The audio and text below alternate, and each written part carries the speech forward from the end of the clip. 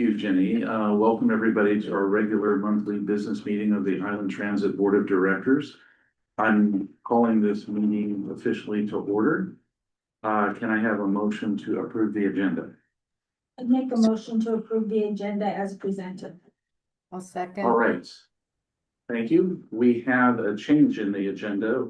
Business item number 1. Well, we needed to change it before we approved it, Craig. You make the motion. and We're then- just gonna not have a motion yet. Yeah, I will withdraw my second if Jill will withdraw her motion and we'll start over. Okay, what are we changing? Fred? Apparently, I'm not supremely qualified. Let's try this again. Okay, so business item number 1 is not a report. Yeah.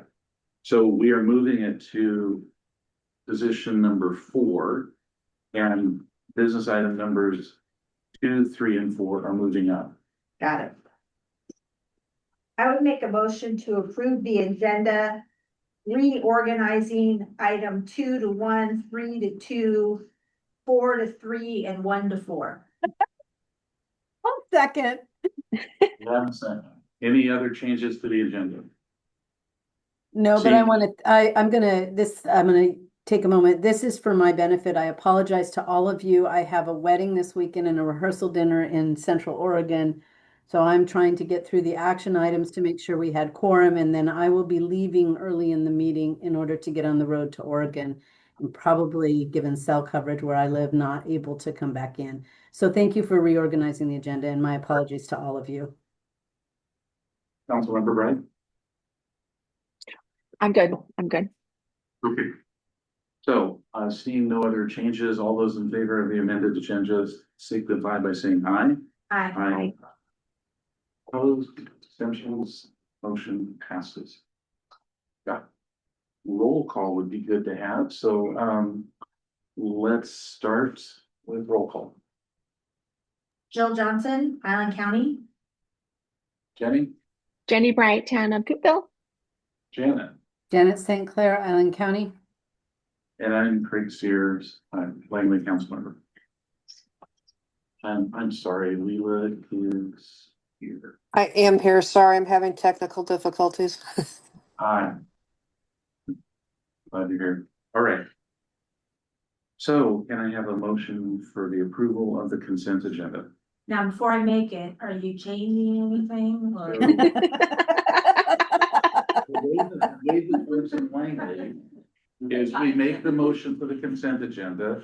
If somebody wants to pull it off, an Okay. item, they pull it off, and then we approve it. Counselor, is that the correct procedure?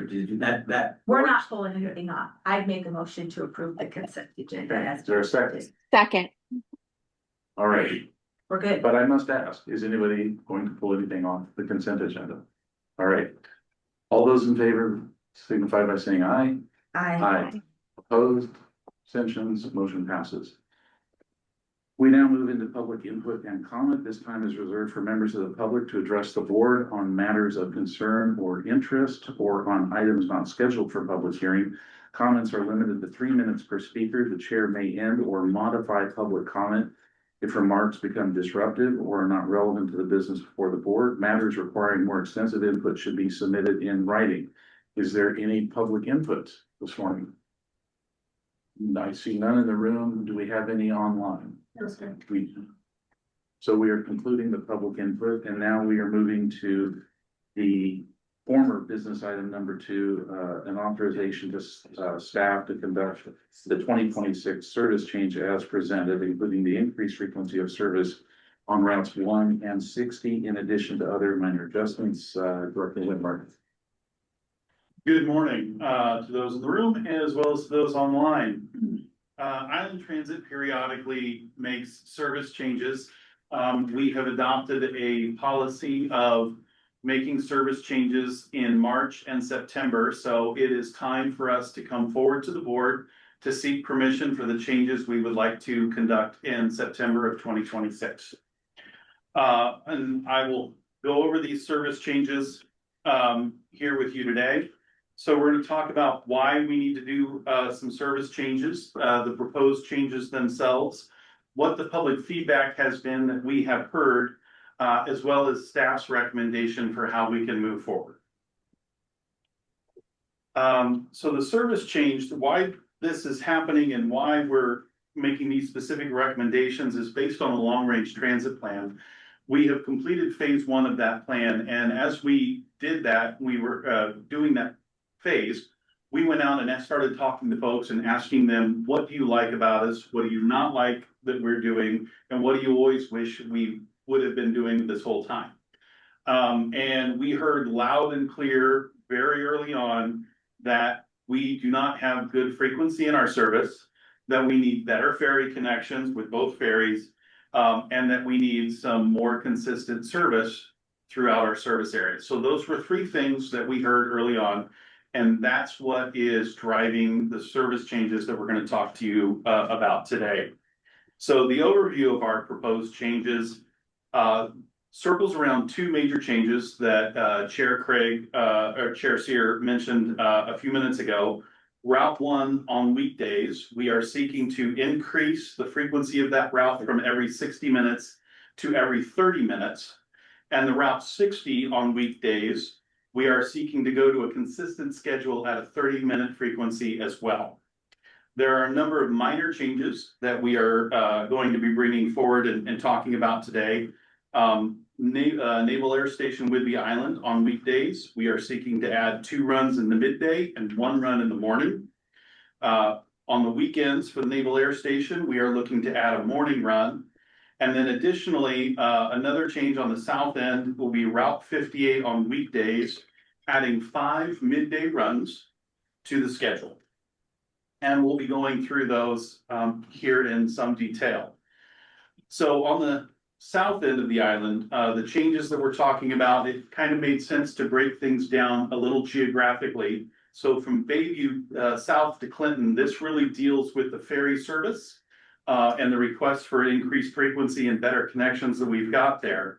With routes 1 and 60 going to a 30-minute frequency, what that does is it allows us to offset our service to the ferry terminal so that we can have arrivals and departures at a 15-minute interval for the ferry terminal. So the Route 1 would have departures at 05 and 35 past the hour, and the Route 60 would have departures at 20 and 50 past the hour. This means that every 15 minutes, there's a bus coming down 525 going past the park and ride to pick people up and take them down to the ferry. And every 15 minutes, there's a bus departing the ferry to come up and visit the park and rides. What this does is it allows us to meet the varying schedule that sometimes the ferry operates on. Sometimes it runs late. Sometimes there's orcas in the water, stops the boats. It becomes very hard then for us to align our service, which is operating on a schedule, with the commuters who are coming off of the boats. By having this frequent service down there in this section, this allows us to meet the varying schedules that the ferries sometimes have to operate by.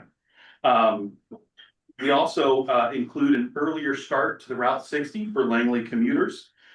This would replace the Clinton commuter that is currently functioning there in the afternoon. Right now, the Clinton commuter is an on-demand service that just the bus sits there, and if it doesn't have anybody requesting service, then it doesn't do anything.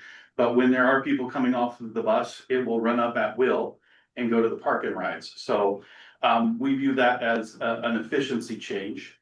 We did, when we went out and did public outreach, and I'll talk about this in public feedback a little bit more, but we were very clear with the public that this would replace the Clinton commuter. So this should not come as a surprise to our commuters. This does not involve any routing changes in this service area. It is simply a change to the frequency of our service. And this is in response to the public feedback that frequency is a major issue and that we need to find a way to have those ferry connections where there's not gaps where people are being left for long times. Because right now, operating once an hour with these routes down there, if a ferry is late, people may have a 45-minute wait for the next bus. Yes, ma'am. Yeah, we're going from once an hour to 15 minutes, or we're going from a half an hour to 15 minutes? So we have 2 routes that right now, they each operate once an hour. And they roughly come at the same time right now.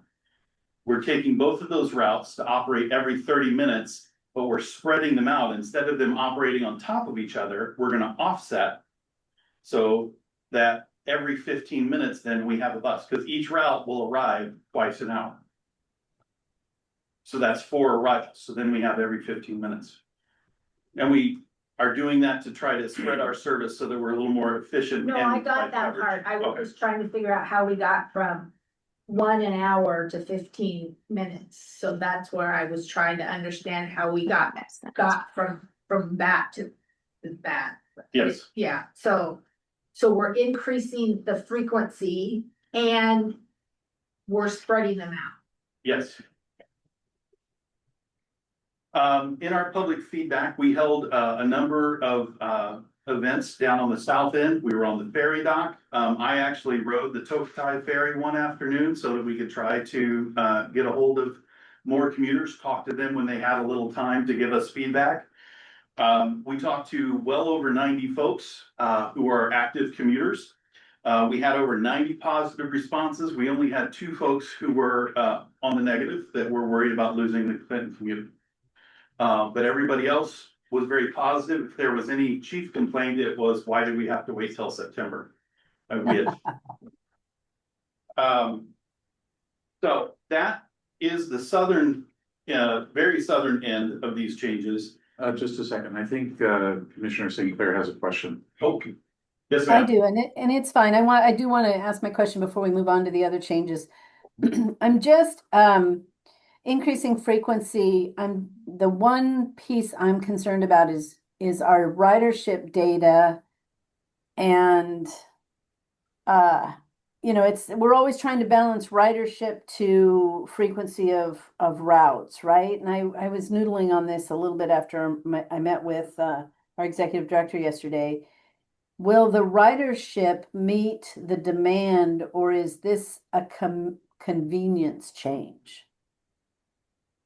I am anticipating that ridership will meet this demand. So I did a fair amount of looking and reading through what other transit agencies had done, as well as academic studies about what transit agencies have done.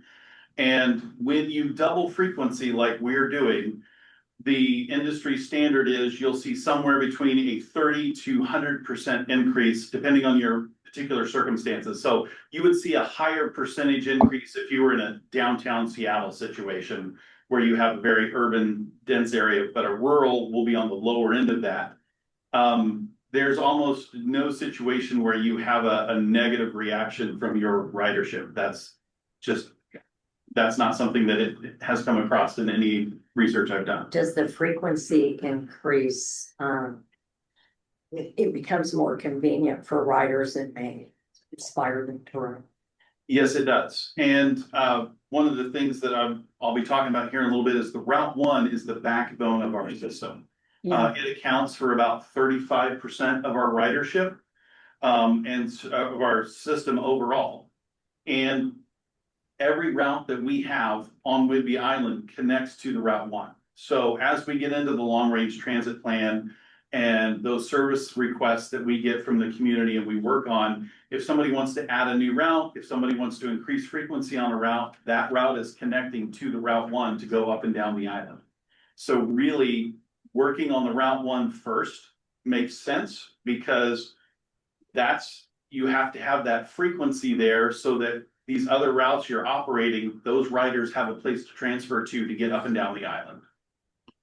So is it accurate to say in relation to the 60 schedule, that it will be going by up and down Max Welton by the schools every 30 minutes in both directions? Yes, so it'll be on Max Welton 4 times, 2 in the northbound direction and 2 in the southbound direction. Currently, it's twice, right? Once in each direction. So I mean, parents, we should see a passenger increase just out of that part of the change, because kids won't have to wait 45 minutes for a bus potentially, right? Yes, and we did actually, in our March service change, we adjusted one of our runs because we had some communication from the school and from, I believe it was 2 students that asked us to hold one of the buses because they couldn't get out fast enough. Like our bus went by right as the bell goes out in the afternoon, and then they had to wait an hour for the bus, Right. for the next bus. And so we held one of our runs for an extra 5 minutes down at the Clinton Ferry Dock so that the kids could get out in time to catch it. So this solves those kinds of issues. Frequency increases that convenience that makes more ridership happen. I also recall a year ago, or longer possibly, in answer to a board member question about frequency of the Route One, and I distinctly remember you saying increasing the Route One is only goodness in many different ways for this system, because it is it's the core, it's the spine of the entire Whitby.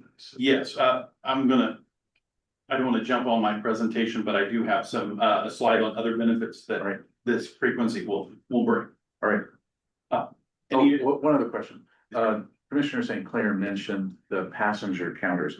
Are the passenger counters, the automated ones now all on every single bus? Is that right? They are installed in the vehicles and we are in the data verification phase. So they're collecting data. They need a little bit of time, a few weeks to collect data so we can compare it to what we're collecting for manual.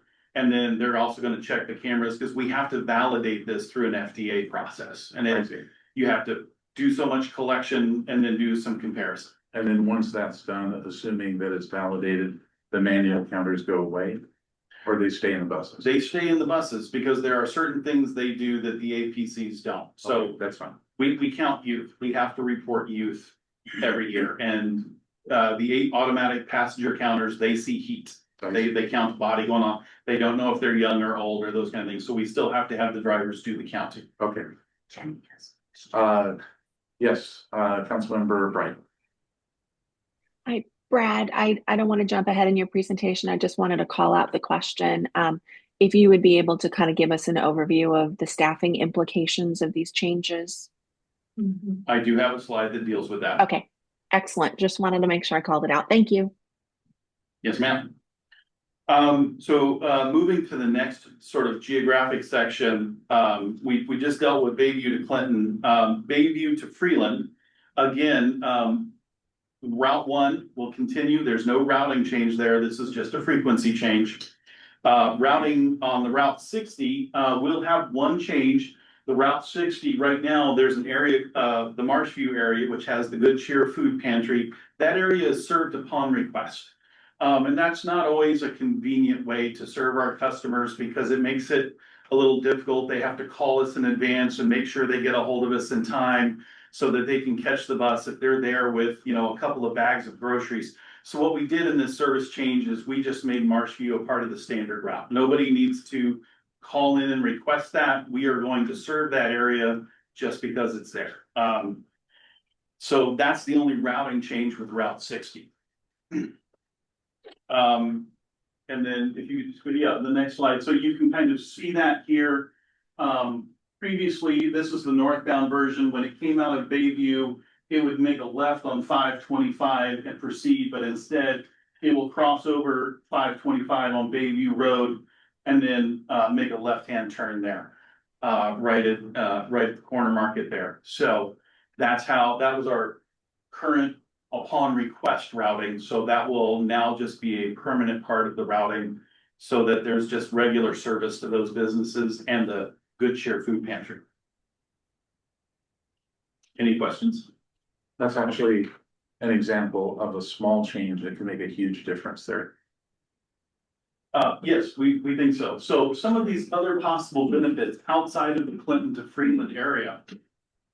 The Route 1 will also have some adjusted start time or departure times from Harbor Station. So even on the north end of this route, so you're going to have the buses up there will be departing at 05 and 35 after, and that's going to improve the ability for folks to transfer and use the Route 1. Right now, the Route 1 leaves with all of our other routes right on the hour and the half hour, depending on which part of the day. Some of our local routes in Oak Harbor, if they're running behind, if they're had a couple of wheelchairs, if there's construction going on, they will arrive late. And those riders that are looking to transfer to the Route 1, because it's such a big part of our system, because people go up and down the island on it, they miss their connections. So by having the bus hold there for an extra few minutes, those local routes, should they be down, that enables those buses to come in if they're running a couple minutes behind. And those riders will still be able to make their transfers. So it's a benefit up and down the island. We're, Can buses not talk to each other? Do they not have like radios to talk to each other? they do, and they can call, but sometimes the riders don't let us know.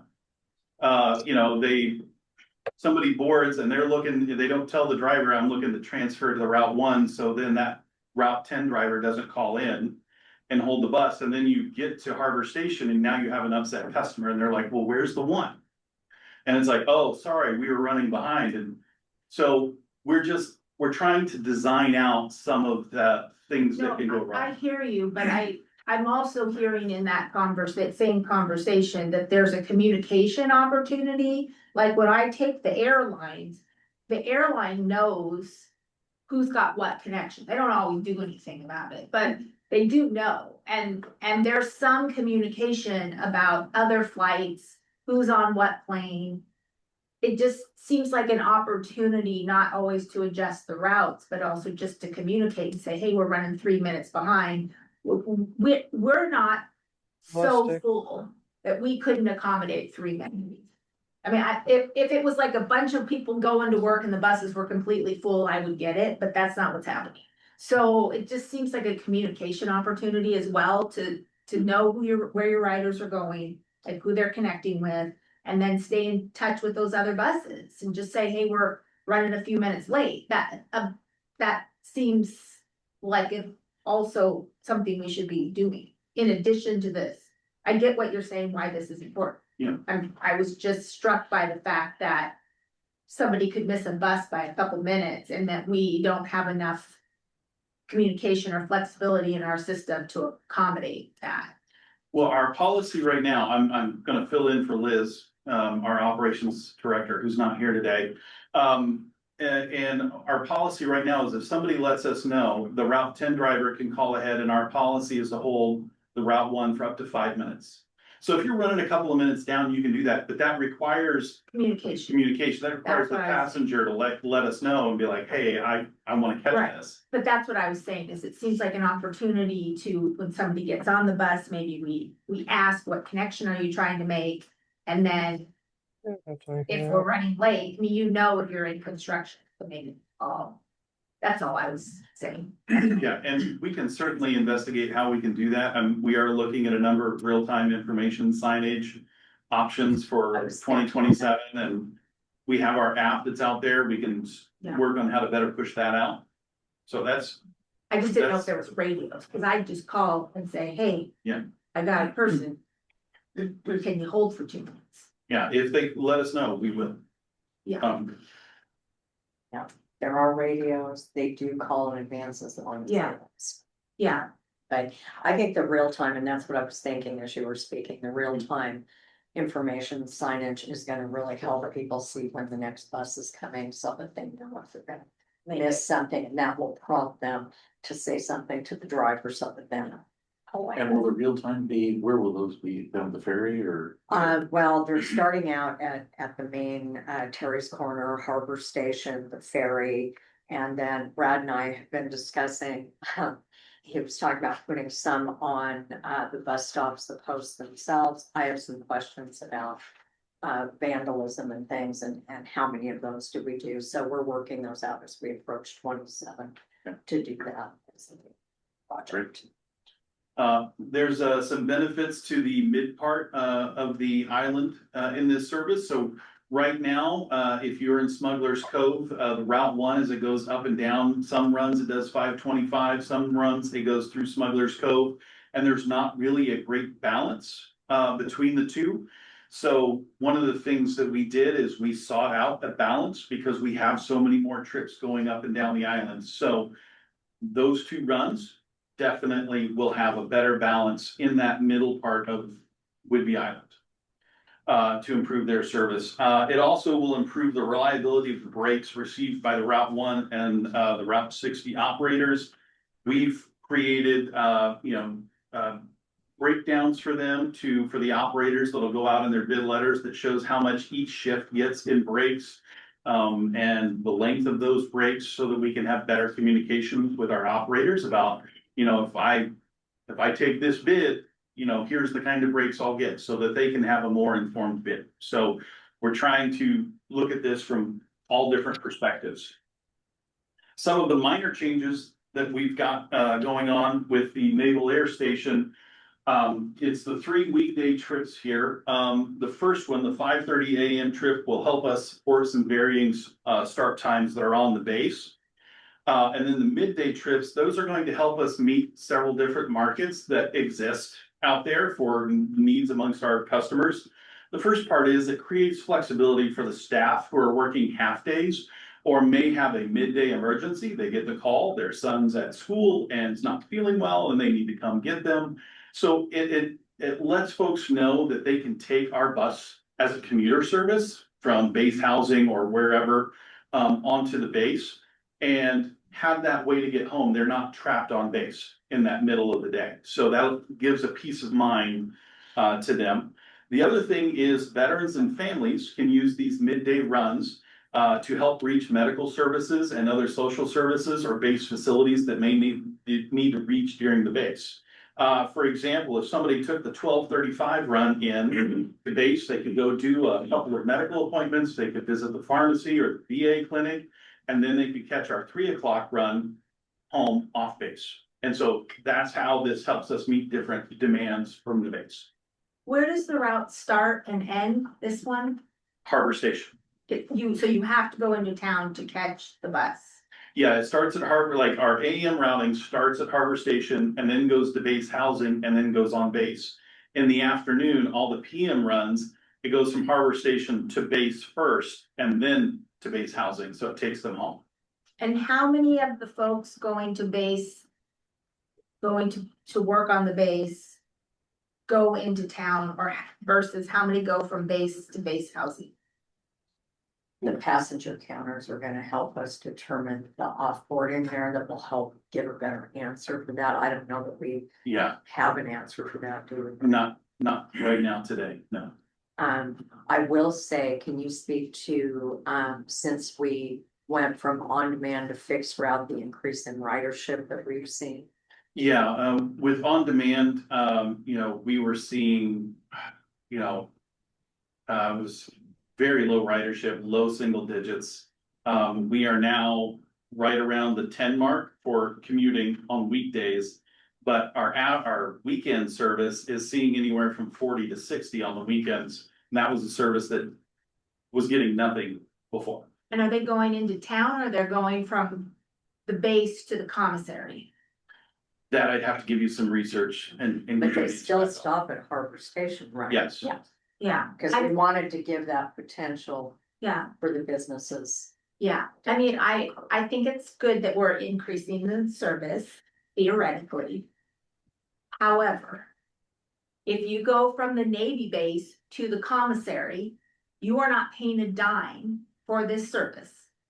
You're going from federal land to federal land to tax-free shopping, and we are tax funded.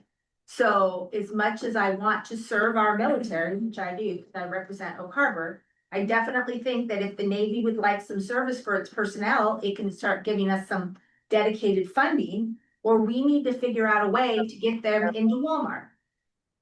Said with love, but if you're not paying, I'm not super amped up about increasing the level of service to move them around within their own system. You see what I'm saying? From base to base is, in my opinion, a federal responsibility if they're not gonna spend any money in our community.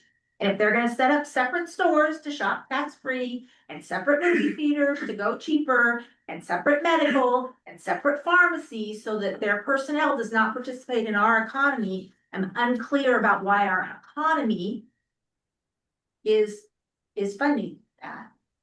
That's all. It's my last term, so I'm saying what I really think.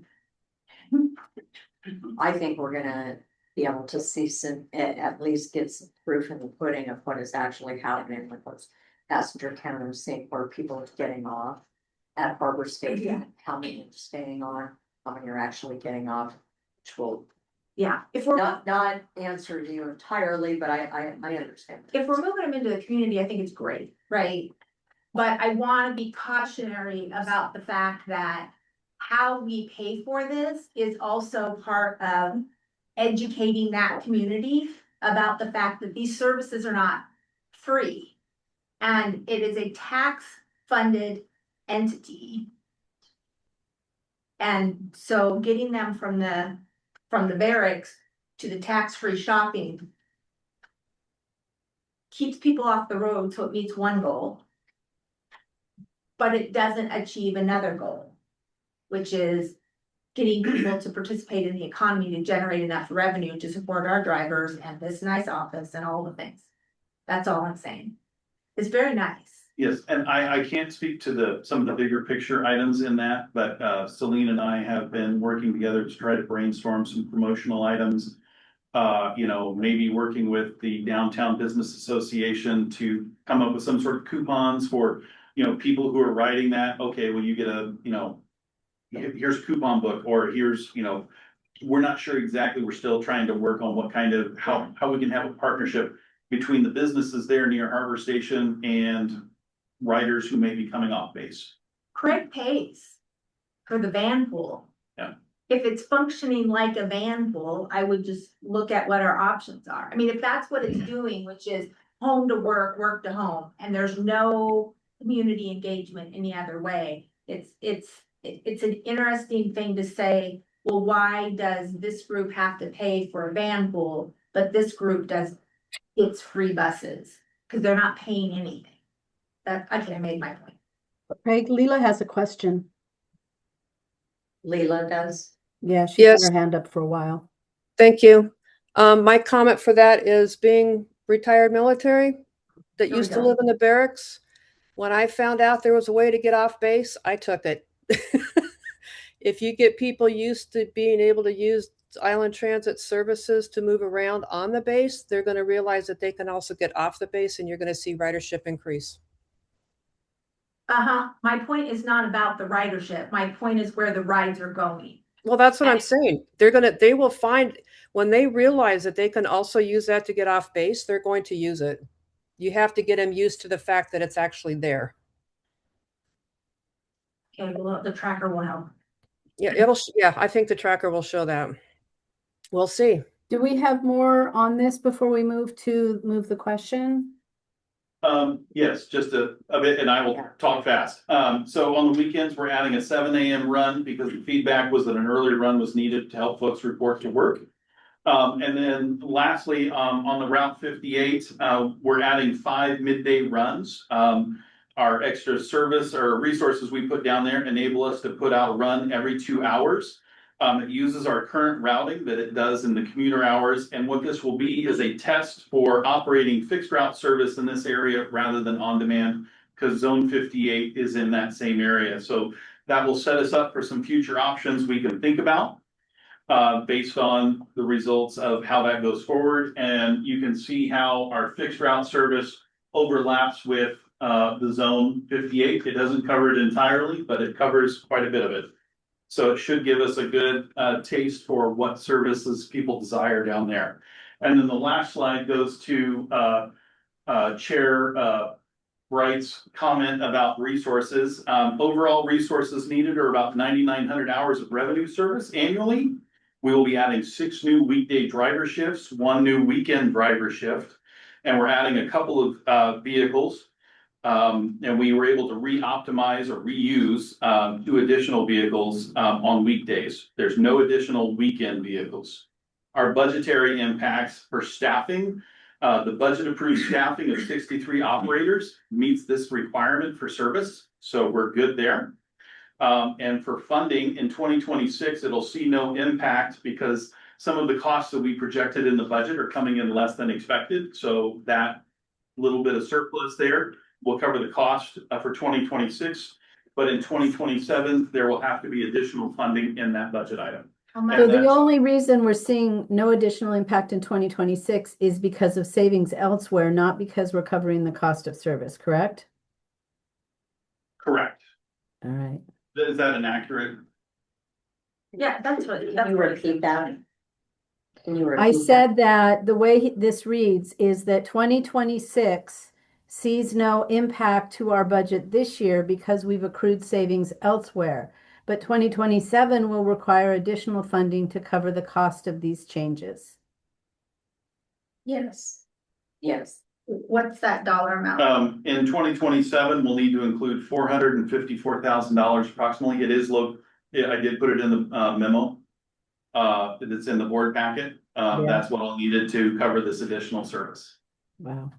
I'm gonna have an opinion that we may want to operate it for a fixed amount of time and reevaluate, given the $400,000 cost impact. Is that a possibility under the motions we're making today, Jenny or Melinda? yes, Okay, I may choose to want to amend the motion to make it a pilot program at this point in time. We will have another service change in 2027, early 2027. Yes, we hold service changes in March of 2027 as well as September of 2027. So, at either time, we could revisit that. And if we're not seeing the increase in ridership that we're expecting, then we will possibly modify the service. Yes, that's. Jenny has her hand up. So, yes. just to piggyback on what Commissioner Sinclair asked. So that $400,000+, that would be the ask going into 2027. When we do our March revision for services, will there be another ask financially as well to cover changes? I'm just trying to anticipate what Yeah. that's going to look like. So that's part of the long range transit plan. Okay. We're sort of setting up. We don't know what the long range transit plan is going to ask for service improvements. So I can't give you a definitive answer right now. Is the chair willing to entertain a motion? What? That's you. I know. It's Craig. well, the comment that I was going to make is that, as we do our board retreat in September, and we're gonna be looking, we're working, Chair Bright, myself, and our finance team are looking at, bringing some policies to the board for an operational reserve policy as well as a capital reserve policy to start looking at in this long range plan as we add service. Let's talk about what we're doing with some of those reserve funds to support that service. So I just wanted to. That's what I was gonna say before the motion is I understand the concern about evaluating for 2027, but if I was reading this budget right, we're already adding $1 million to fund balance because we're not even another $1 million to fund balance because we're not spending what we're bringing in. And so the purpose of this money is level of service. And so Right. I'm very comfortable given our, $73+ million fund balance and knowing we're adding another $1 million to it, that we have the capacity to expand service. And that's exactly where we should be investing it, not just in capital, but in service level for the community. So I don't have the concern about the 454,000. I would in another budget, but I don't have it in transit's budget. All right, so I would entertain a motion. I'd still like to make a motion to authorize staff to conduct the September 2026 service changes as presented, including the frequency of service routes 1 and 60, in addition to other minor adjustments, and reevaluate in March to see if we're meeting ridership goals and assessing financial impact. Second. Okay, discussion. So I have a question for Brad, because I have one impression of tracking ridership trends. So what is the length of time you need when you make changes to a system to measurably monitor ridership? Around March would be a good time for us to look at the numbers if we wanted to make changes in September. So right now, we're at the July board meeting, adjusting September. So if we wanted to make an adjustment for March, we actually do that, I think, in January. And that service would only be, out on the street for about 3 months. So that's probably a little Too short. quick to, Not enough time to Yeah. determine. Okay. yeah, Yeah. so we can probably have March or April, that time frame as a discussion point of, gee, how are things going? Because now it's been out there for 6 to 9 months. And then that sets us up for a discussion at the July board meeting of taking action of what we want to do in September. Okay, so about a year. Maybe I misunderstood. I thought you told us that twice a year, we're doing an evaluation already. So early winter, we're doing an evaluation of utilization for changes that take place in the May, June time period. And then around that time period, we're doing an evaluation for these changes that take place in September. So, but we're reviewing all of the routes to make determinations on utilization. Is that not what we do? Is that not what you explained? I think we're crossing wires slightly. So one of the things Melinda mentioned is we're trying to develop some key performance measures to tell us if routes are performing good or not. And that's what we're gonna be talking about at the September board meeting. It's hard for me to project beyond that exactly what we should do because No, I'm not asking that. I'm asking, I thought when you started the presentation, sorry, you said we make route changes twice a year. Yes, ma'am, May and September. So in order to do twice a year route changes, there's some type of evaluation that goes on in order to make those recommendations. That is true. Is that, Yes. okay? Yes, ma'am. So my reason for clarifying that was, in the normal course of our business right now, we are doing evaluations of all the routes to determine whether or not the route makes sense. Or we need to make changes for service level. We are already doing that as part of our normal business practice. Yes, but I will say not very well because that's why we need to develop key performance indicators. That's Okay. one of the reasons Melinda kicked this off. So I agree. Yes, on everything you said. What I believe you need more than 6 months for riders to get used to a change to actually increase the ridership. So while we can take the measures, they would be better if we waited a full 12 months to gather the data, is what I'm saying. To see if there's a measurable increase in I got it. ridership. Okay, yes, Chair Bright. Just a quick follow-up question to that. So I know kind of parallel to this change and this discussion around, you know, success measures, et cetera, you're also doing baseline on the APCs. Is that correct? Are you Yes. guys, because they're on all the buses, but you're calibrating and doing all of that. Is that, am I correct in understanding that? Okay. So how long in this calibration phase and before you can trust that the information or that, you know, that it's valid? When does that lift off? Because I think there's also some parallel movement in that data to this conversation. I'm gonna look my co-chair on that project, Will, and I'm gonna say that I think they're talking about late August, September. Yes. We should be turning the system on. To start measuring.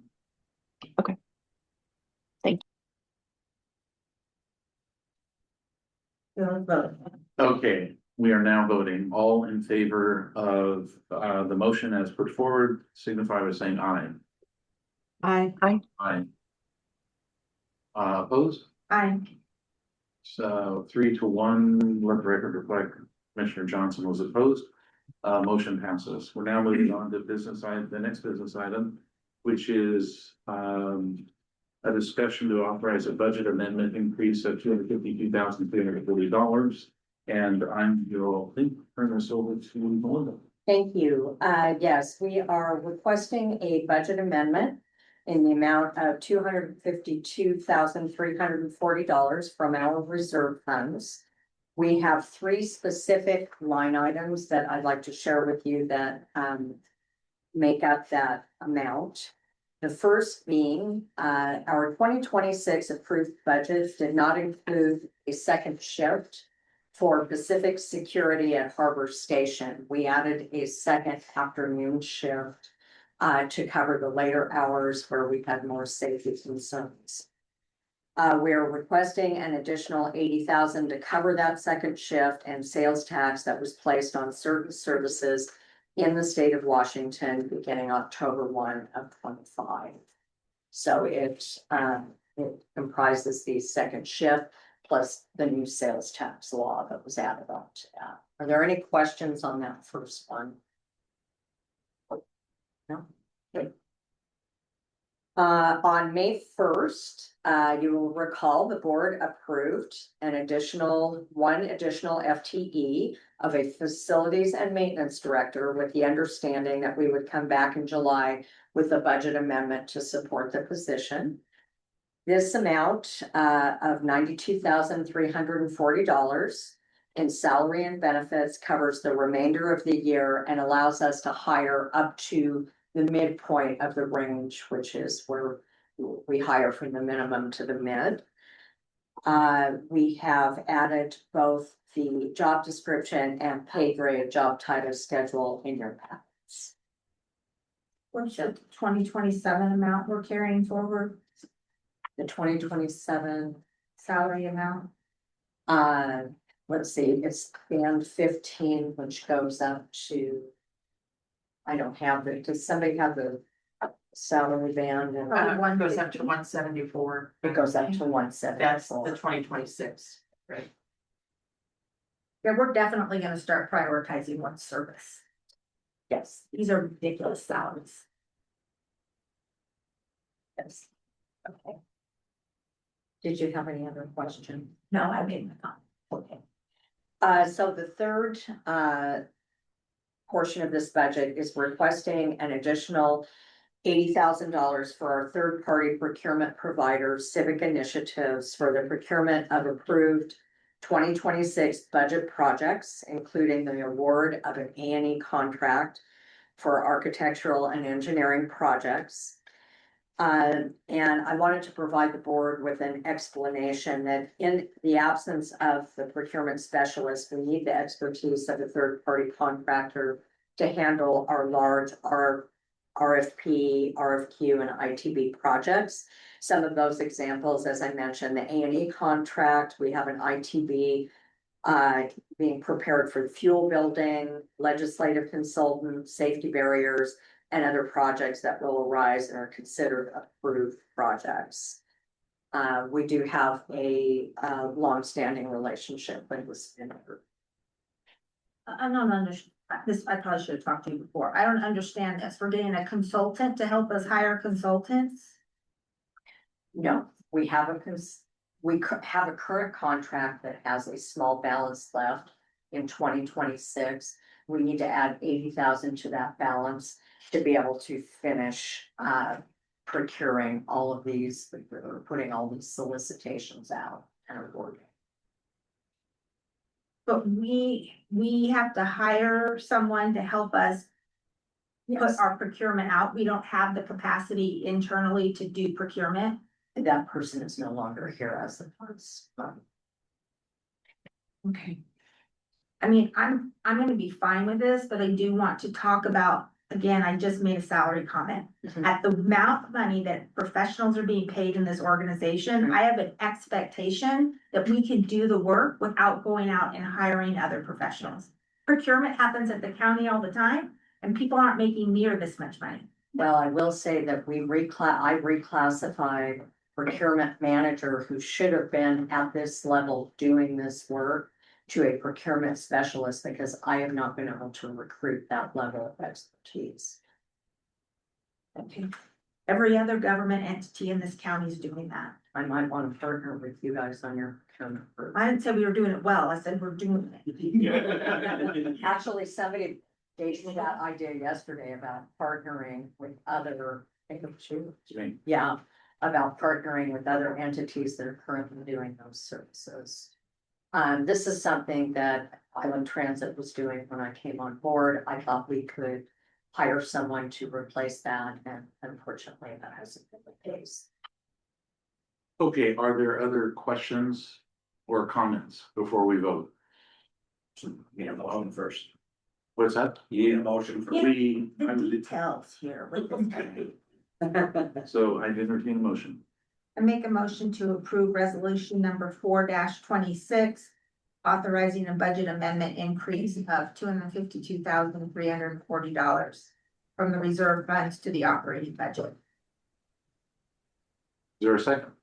Second. All right, any other discussion? Seeing none, all those in favor signify by saying aye. Aye. Aye. Abstentions, motion passes. All right, moving on to an authorization to enter into a firm fixed price contract not to exceed $750,000 upon award of successful vendor proposal submitted for an on-call architectural and engineering service. Thank you. Yes, again, not to be completely repetitive here, but the authorization to enter into a firm fixed price contract not to exceed $750 to award a successful vendor proposal submitted for the on-call architectural and engineering service. So we currently have two proposals. We're in an active solicitation process where we have two proposals that Civic Initiatives is assisting in the final scoring, negotiation, and delegating the authority to award. It is necessary to award this not to exceed amount now due to the expiration of our current services from KPFF at the end of July and prior to our next board meeting. Isn't this the same contract amount that was in there before it was expiring? No, the final contract amount with KPFF so we had a 3-year contract prior to this with 2 1-year renewals was at 1.65 million by the end of the contract. And how much capital work, what's the value of the capital work that we anticipate them doing? Well, currently we have the Terry's Corner project, that's the 1.2 million. We have the fuel building coming up. Pete, do you have a number on that dollar amount? 500-something. Okay. We'll be looking at South Whidbey Transit Center, already doing the preliminary FTA NEPA requirements, the feasibility study. We would then need engineering and design on that. We have a $15 million grant award for that particular project. And there's a few others. And this contract how do they bill us in that contract? Hourly. This is a global master contract. There'd be POs, subcontracts within that would have a not to exceed, and it's time and materials they build, I guess. We would have not to exceed numbers on all those subcontracts as well. And what's their hourly rate? They're gonna have a whole schedule. Okay, Engineering firms have got it from.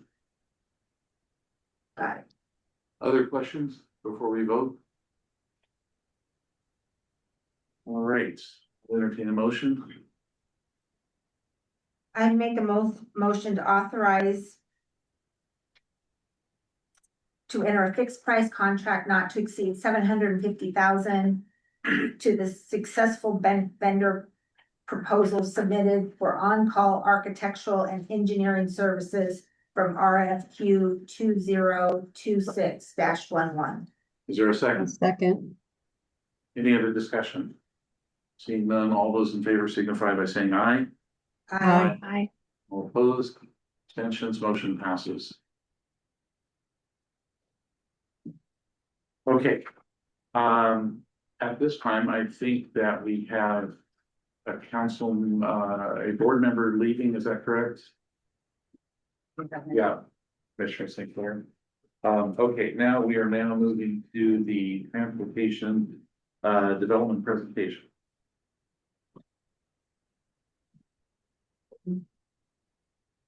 Good morning again.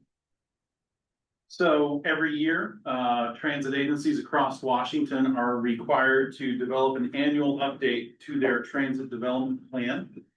We have sent out the draft of that transit development plan in your board packet. There's both a clean copy and a red line copy in your board packet. And this will be the official beginning of our public comment period. We'll do the presentation of the draft now. We are going to be holding public meetings later in the month. And then we will be coming back to you at the August board meeting for acceptance. This slide. As all the board members are aware, we are currently developing the long-range transit plan. And so the question becomes, well, why are we doing a transit development plan when we haven't finished writing the long-range transit plan? That's a natural question to have. And that's because this is a state mandated annual plan that has a deadline of September 1st that we have to meet every year. So irregardless of us drafting our longer range plan, we still have to do the annual update. I wanted to remind everyone that both the transit development plan and the long range transit plan are plans. They are not budgetary documents. They do not authorize projects or the expenditure of dollars.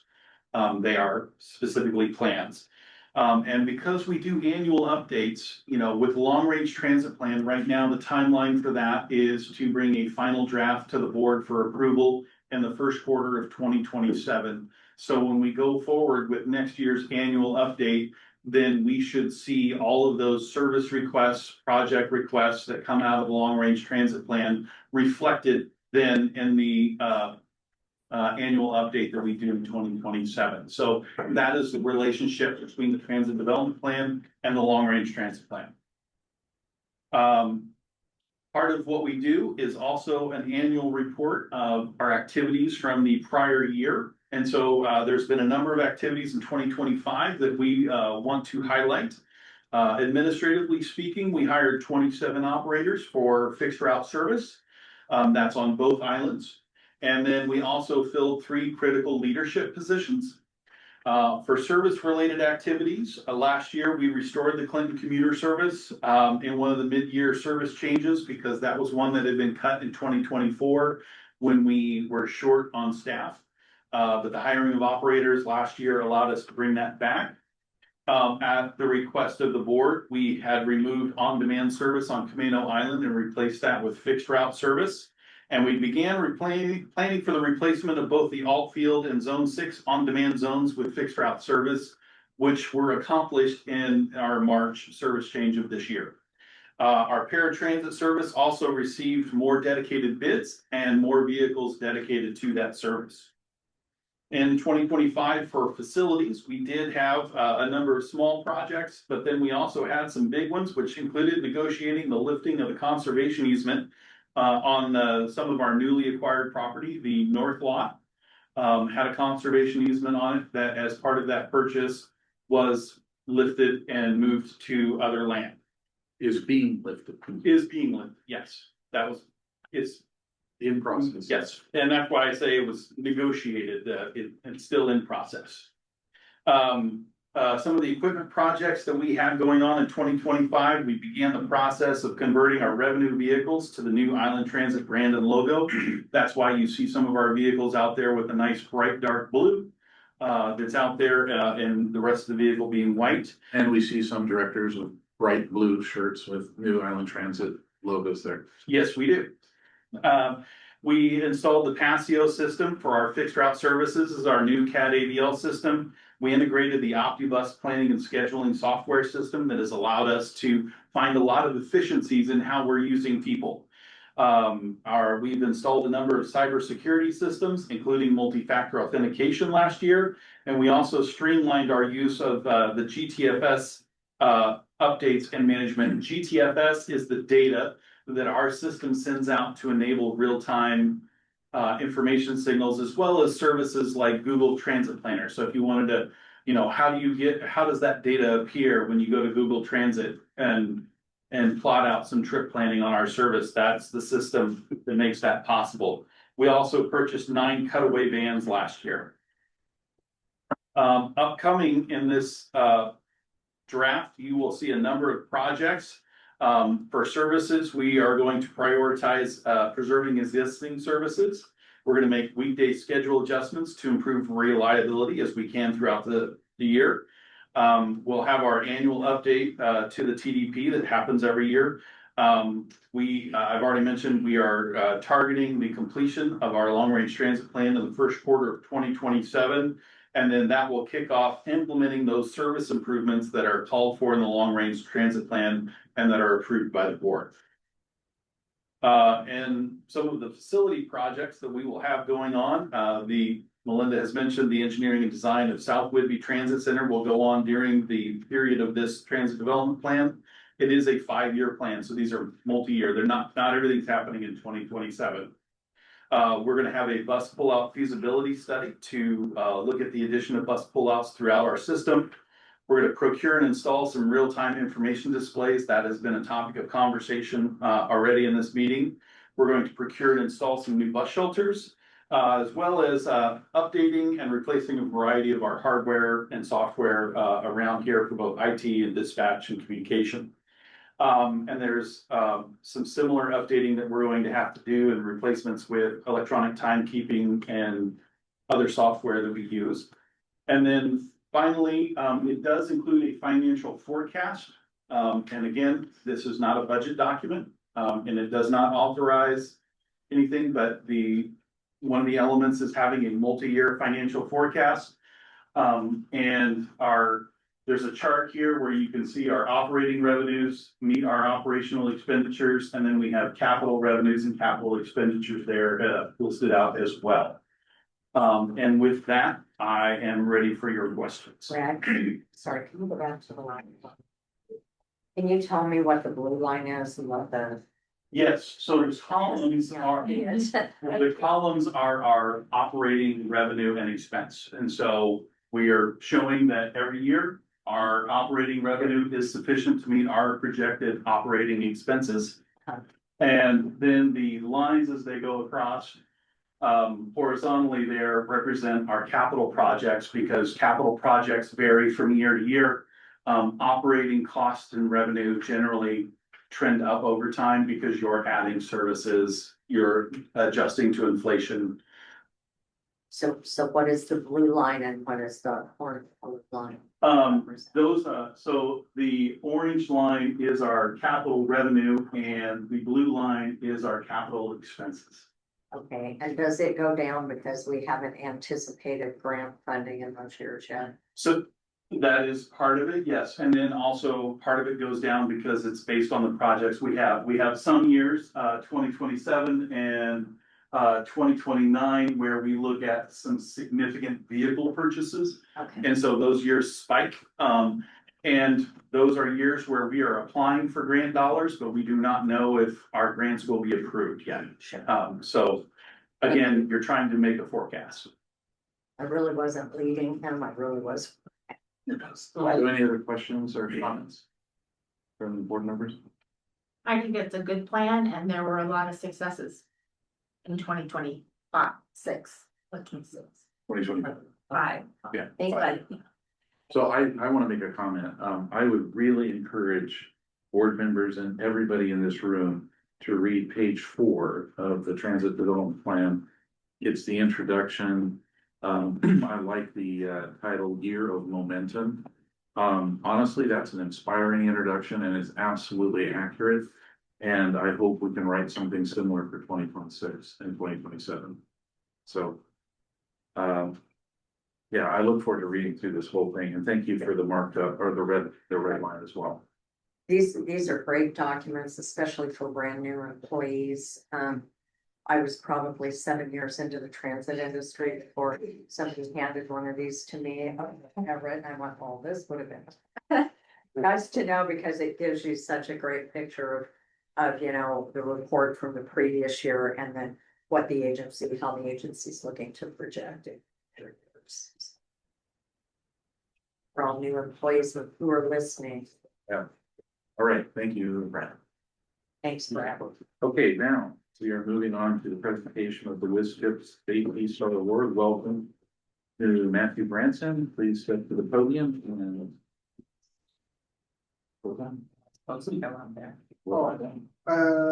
Yeah, come on up, Melinda. Hey, Matthew. Oh, hi.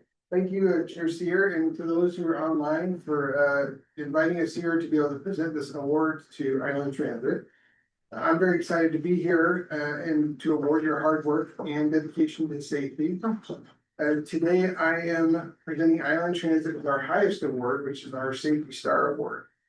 So WISTIP implemented this award in 2014, and this is Island Transit's third time winning the award. Previously, you won it in 2016, 2019, and now 2025. Now, this award recognizes member agencies who maintain impressive and stable safety records, basically showcasing the best performing agency. We also structure the award to recognize all three WISTIP rating categories, which are small, medium, and large agencies. This means that we compare you to your member group, and for this period of time, that member group was Island Transit, Everett, Grace Harbor, Island, Kitsap, Link, Skagit, Whatcom, and Yakima Transits. That means right out the gate, beat them. All those people I just mentioned, you beat them. Did you have Skagit? I did. I heard it, I wrote it. And I pressed. She nudged on that point, I did not. To determine the winner, we use WISTIP's annual risk profile, and in that risk profile, there's an exposure to losses table. That table shows how a member performed over the 5-year period of 2020 through 2024. We compare losses per mile as a percentage of all miles traveled. Now, you can be curious about how many miles you traveled. Island Transit represented 2.69% of all WISTIP miles. So you were almost 3% of all miles traveled. And you had losses that were less than 1% of all miles traveled. So that ratio is what allowed you to beat all your other member agencies in your group. So no one had a better loss to miles ratio than Island Transit. So what does this mean? It means your agency is consistently a good performer in terms of agency auto losses. You have to be over that 5-year period to win that award. In fact, we would say you're the best performer in your size category. I mentioned that, again, this is your third time winning the award. Now, besides this beautiful glass award, Island Transit received $3,500 for use for employee recognition. After all, it is really you, the employees, that make this happen. It was your dedication to consistent safety practices that made you 2025's best of the best. On behalf of the entire WISTIP membership, a heartfelt thank you to every driver, trainer, mechanic, road supervisor, manager, administrative employee, rideshare coordinator, rideshare driver, and all that you do as leaders to be able to help this organization make vehicle accident avoidance an important part of the mission. For 2025, the other Safety Star winners are Community Transit, Island Transit, and Pacific Transit System. So congratulations to you, Island Transit.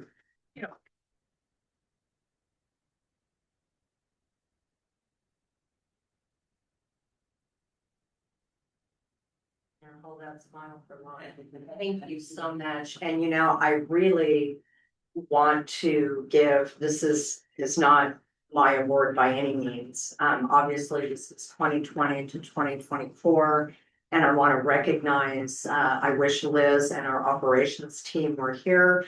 We will certainly be sharing this with all of them in our all hands meeting in September, but this is a true tribute to all of the employees who actually make this happen. So thank you.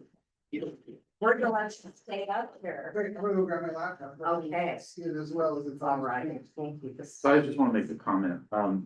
What is striking to me about this is when you think about loss prevention, you think about the operators driving the bus and successfully traversing the routes and not having an accident or some kind of event that results in a loss. Maybe not as clear to everybody is that there's this whole facility works towards that as well. Particularly, I think about the maintenance that's done, the cleanliness of the buses, everything about it, about this award. So should also really recognize the supporting departments and everything that keeps the buses in the condition that they can be in. So I find it really extraordinary. I'm really proud of this organization. So Thanks, Craig. yeah, As you should be. It's an incredible accomplishment, really it is. and hopefully you'll be here next year. Hey, I'm happy to come back. Yeah. Thanks so much for coming. Absolutely. Now, it's very rare that you get two presentations from me at the same time, so just mark that down on your Christmas list. You already got something good on. Oh, yeah, let me just introduce this. So we just completed business item number 5. So business item number 6 is a presentation of WizTip AI, artificial intelligence best practices. I'm looking forward to this. Sure. Yeah, again, appreciate the opportunity to speak to you about this. I received in advance the copy that you have in the packet of your AI policy that you're working on. I think it's an incredible work that you're doing to be able to find your way into this environment. And one of the things that we wanted to do is be at least talking about what WizTip has as best practices for implementing AI.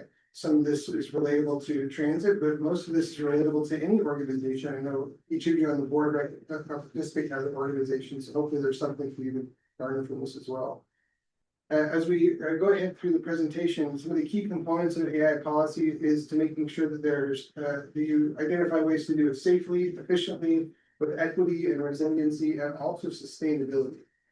We've developed these best practices to help an agency go through that process with a focus on maintaining transparency, accountability, and public trust.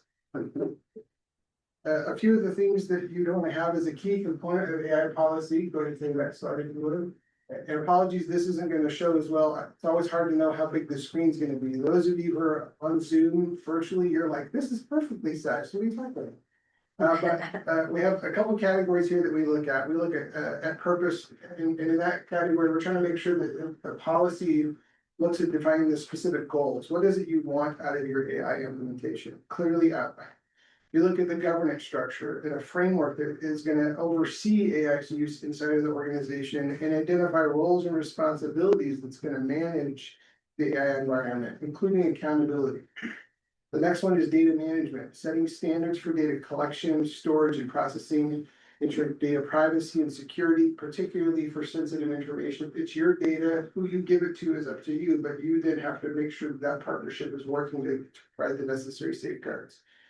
And that's going to include protocol for data quality and bias mitigation, meaning you don't want to be able to have the AI providing its own interpretation of what's right and wrong. You want to be able to have your own parameters on that.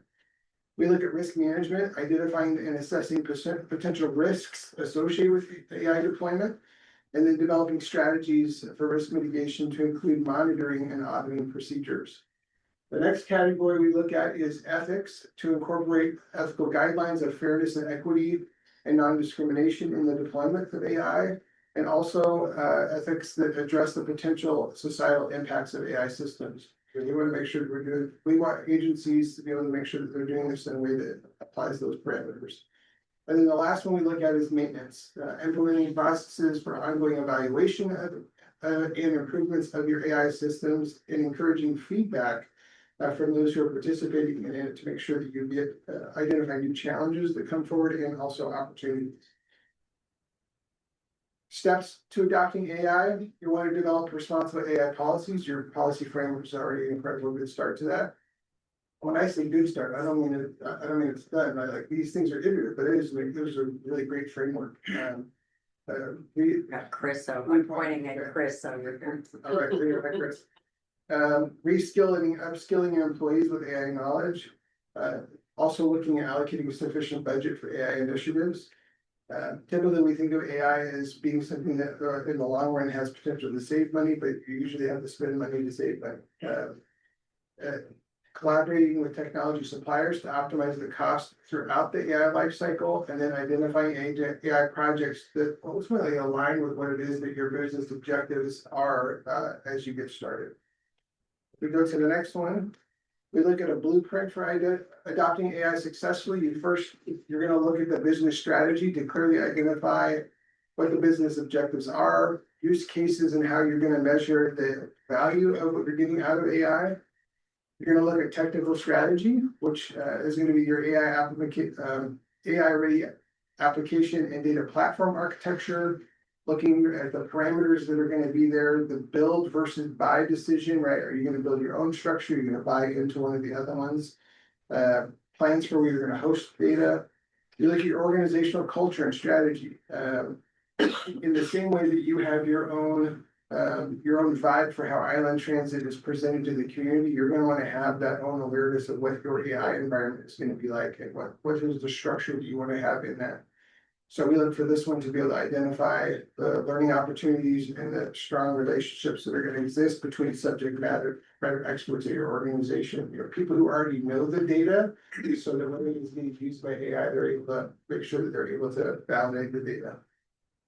We look at AI strategy, the systematic client centric approach to AI, which includes applying the right model to the right use case and experience in building, testing, and utilizing AI value across the business. The last one here is the AI governance, which is the implementation of the process and controls and accountability structures to govern the privacy, security, and responsible use of AI. When we look at sort of all of those things, that's giving you sort of the strategy that you would then go through these different stages from exploration to planning, to formalizing, scaling, and then realizing the benefits of the system. Just 3 more slides here, off to the next one. Oh, wow, that's gonna be harder to see again, so sorry. Scope 1 and scope 2, so when we think of it in terms of a blueprint, the first 2 scopes are whether or not your path is going to have you buying generative AI solutions. These would be the models where the consumer applications, we've got ChatGPTs, OpenAI, Anthropic's Claude. Google has Gemini, Meta has Meta AI. Got different enterprise applications, Copilot, for example, for a Microsoft 365 environment. And then you have building generative AI solutions, right? So if an organization wanted to build their own, these are sort of the 3 scopes that we would encourage folks to look at in that regard. You got pre-trained models that are in there. You have some finely tuned ones, and then you can have do-it-yourself models. Most folks typically fit inside of the scope 1, scope 2 environments. We at Wisted are working in a scope 2 environment where we're using Copilot from Microsoft 365. Where we've identified the parameters of our data sets, we've identified what we want Microsoft Copilot to be able to look at, and we've safeguarded, walled off, and made it so it's not even seen what it's not going to look at. So those are sort of all of the blueprints that we would look at for generating AI risk. And then once you identify what your path forward is going to be, if we go to the next slide, you'll then look at resilience considerations, security considerations, legal and privacy considerations, and then ultimately the governance and compliance considerations of those different frameworks. Unfortunately, this isn't a thing you're just going to just turn on and be like, got it, nailed it, done, walk out of the room, mic drop, all that stuff. It's going to take quite a bit of effort to be able to create the parameters, have the safeguards in place. The thoughtfulness that you're already putting into it with policy development is going to be really helpful to you having a desired outcome for your project. And then to the last slide, so the key takeaways, AI adoption requires a holistic approach. It's got to have policy frameworks and implementation and governance approach. Prioritize transparency and accountability while also evaluating those ethical considerations. We look for regular review and updates, and those are crucial that they happen, and it happens rapidly. These things don't move slow. I mean, ironically, you want them to be fast and effectively moving, but then you also have to be able to be prepared to equally adjust as it moves quickly. You are able to adapt and evaluate in the same quick time frame. And then just some takeaway action items. We recommend folks conduct an AI readiness assessment that they've developed and update their AI policy, which again is the next item on the agenda. Identifying potential AI use cases specific for your transit operations. Engage with legal counsel to address copyright liability concerns. If you're ready, Nat, I know it, he's already there. Implement staff training based on AI basics and the ethical considerations. So those are the things that we ask agencies to consider as they evaluate AI implementation. Happy to field any questions that you might have of me. A quick question, and I bet we have this. We have a copy of your presentation. I have a copy of this presentation, so please feel free to exhibit to you. Can you tell us, Matthew, what is WSTIP, which is the Washington State Transportation Improvement Insurance. Pool, excuse me. What are you folks doing with AI right now as a group? So we are working with a Copilot 365 implementation, and that has taken us a little bit while to get going. And in part why it took us a while is that we're in the cloud with most of our data. So you'd think that would be a little bit easier to do because it's already in the cloud. But in our environment, we wanted to be able to segment and essentially make it unavailable so that the Copilot didn't see certain data sets. As it is, if you think about it, if everything I have on my laptop is available for Copilot to see, then it can see everything. And if I wanted to not see data, I basically have to have it, need to have it somewhere else. It needs to be cordoned off. It's not available for you to see. And so the thing that we did that took us a while is we just tried to make sure that we bifurcated our data sets. And we're in SharePoint. And so what we were trying to do was create cordon off areas inside of our existing SharePoint file structure. And we ended up having to do that in work.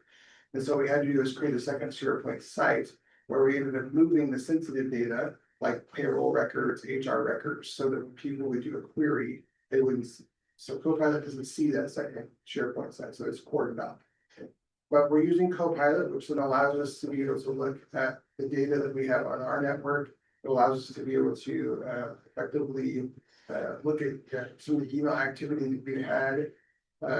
We are then moving into phases with it where we want to be able to try to set up some of the AI agents to be able to help us with some of the questions that we get that are common questions. And that can help us in the claims environment where folks will ask some of the same questions and we'll be able to have AI agents that can help us. The thing that I find unique about AI agents is that it allows you to be able to train your agents to be resourceful to you, specific to the tasks that you have. We have 14 staff at WISTIP. A lot of us do things that are unique to our roles. We have 5 people in claims, like the claims department, like AI agents that are specifically trained to help them. The agent is the software or the agent's a person? An agent is like a digital assistant. It's Okay, like an executive assistant. but it's the chat, It's inside of it, yes, Okay. it's inside of AI. And so you are essentially able to train the agent on the kinds of things that you want it to do to assist you, like you would train an executive assistant on specific things you want to have them assist you. You're training it on how to help you, you're training it on where the resources are, so you're pointing it to where things are that are of relevance. So then when you use the agent, it's able to support it. The claims team, as they start to use AI agents, it's not going to help them with finance tasks. It's going to help them with claims tasks, and the finance team will be able to have agents that they establish. So you're able to create some of those. That's an example of where we're heading next, is working on being able to create agents. Also, we have a lot of email interaction with, I'll stick with claimants as an example. We have a lot of email interaction where we're providing a lot of the similar responses to similar fact patterns. And so we can train the agents on what those fact patterns are that are coming in, the responses we're giving, and it'll give us more tools on how we can be quicker in our turnaround and response time to claimants. Not that we're trying to be like overly communicative with our claimants, we're not trying to make it the most seamless thing, but we know if it's a briar patch for them anyways, we don't want to burden them, have them hang around and bother them if necessary, when we'll try to resolve their claims effectively and efficiently. Yeah, Thank you. sure. Thank you. You have any Oh, questions? God, yeah. I mean, first of all, I'm a big fan of this AI. I've never been smarter in my whole life. Because it tells you things to ask, right? So I like that. But then from an insurance perspective, I'm wondering how you're thinking about some of the like claims types issues that could come up, right? So for example, I've got it working on my wardrobe. The other day I put on an outfit and it did not like it. It was like, this is blah, blah, blah, blah. And I had to argue with it and say, no, this outfit is actually fine. But it's because everything else I put in there was for a single scenario. If I'm in this town doing these things, what outfits work? I appreciate that I've heard a smart conversation, dumb, but this is what I know. And then all of a sudden I'm going somewhere else and it says that outfit doesn't work. And I'm like, yes, it does, because here's the context that it's in. But what this is teaching me is that whatever I've told it before becomes its reality. And all of the feedback I get is based off that, right? This is how this works, how am I doing? Pretty good. So now what I'm worried about in this type of setting is when we talk about things like bias. Anyone along the line could instill bias in there, and years later, you could get an output that is violating somebody's rights somewhere. And you wouldn't necessarily know in the stream of educating that, where that happened. Could be somebody who was disgruntled, who thought, oh, I'm just gonna tell the AI to do it this way. You know, screw them. Or it could happen without somebody knowing. And now you're gonna end up with some of these outputs that really could open agencies up for some liability. I'm assuming you're thinking about that from a risk perspective. Is there like legislation that you're asking for, liability limits that you're asking for? I'm gonna get told I'm wrong now. Chris is gonna. Chris is gonna fix me. Well, part of it is your ChatGPT has memory of your conversations. On the enterprise level, we can turn off memory and only have it focused on our actual policies or our actual, or wisdom, their actual claim profiling, which doesn't have the information or the data that is pertinent to people. It's more the policies they have. So you ask a question and it comes back from the policy that you provided to it.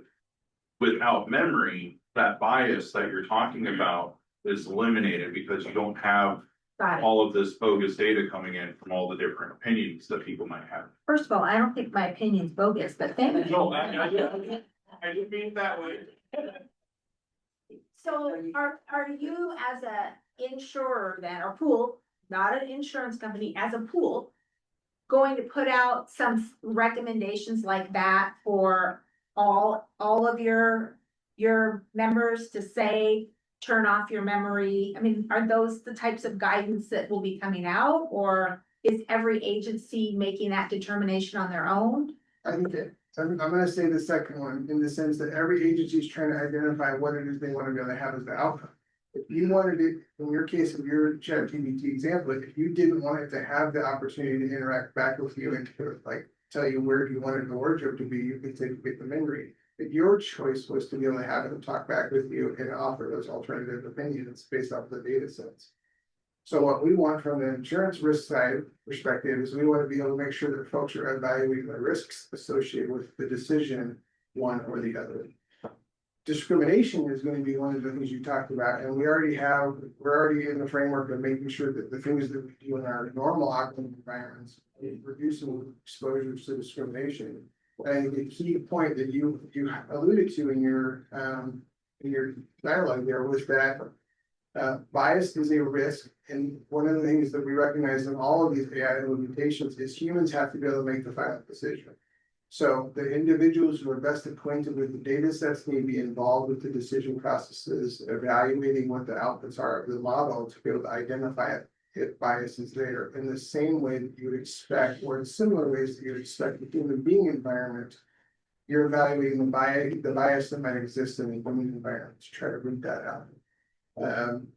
So that from us, we're not necessarily looking at anything from a legislative perspective. What we're asking our members to do is they go through and they look at their AI policies. Each organization policy framework is going to be what identifies what risks that they're looking at, how they're looking to mitigate them. And then we're going to be able to be there to stand and provide coverage for that risk. Some of it could be contracting risk with the agency that the entity that they might choose to have partner with them for the AI model that they use. The other risks that we see are the risk of just believing it blindly. You have to. We've all seen on the news somebody was using GPS, drove into the ocean, right? Like off of a bridge into the ocean. Like where were your eyes? You can't just follow the GPS blindly, right? So what we would expect because our members are already really great at evaluating risk, we expect them to be able to look at through that same lens of where is this taking us? Is it taking us in the direction that we anticipated? Is the anticipated where we want to be? But we stand with our members to make sure that the risks that you're taking are contemplated having information like this is helpful. There's a longer version of this presentation. I could have lobbied hard for a moment to let me present it, but there's checklists in that too, and Melinda has the copy of the long version. Where it's, I wasn't lobbying for it at all. But the checklist environment gives you another way of looking at sort of the criteria that you're looking at in terms of the decisions you're making, why are you making them, what are the risks associated with making those decisions. And everything our members are doing, it's all about risk analysis. We don't live in a world where you can eliminate risk entirely, but we can try to best mitigate risk. And one of the things that is a hallmark for our members is we are going to put ourselves out there a little bit. We're going to maybe take a little risks to try to explore what's best that we can do. And there might be a risk of failure, right? A risk that we miss something in our implementation that results in a claim of sorts. That's understandable. That's necessary for us to be able to move forward. And as agencies like yours are taking these steps. The other thing that's cool about our membership is they get together and they talk about what they're doing. They talk about the implementations, they talk about the things that they're doing that are cutting edge, bleeding edge, to try to be able to be impactful. And you might be doing it on this topic, somebody else might be doing it on another topic, but you get the opportunity to come together and learn from each other. Somebody might say, ooh, that's a little ahead of me, I'm still on a flip phone, we're gonna let you guys go first. And then we'll come along like 3 or 4 years later after you figure it out. That's pretty normal for our show. If you had an agency that had a claim, I'm learning by the way, so you're just gonna cut me off when you've lost interest, right? Give me 5 minutes past when you've lost interest. Okay, so when you have an agency that, let's say, has a claim, and let's say they're not doing to turn off your memory, that they've got their memory in there. Are you gonna go back and say you gotta turn off your memory, or how would you get that AI to not continue relying on the bad information or just feedback it was giving based on an input that led to a bad outcome? Because you have to deprogram it, right? Yeah, go.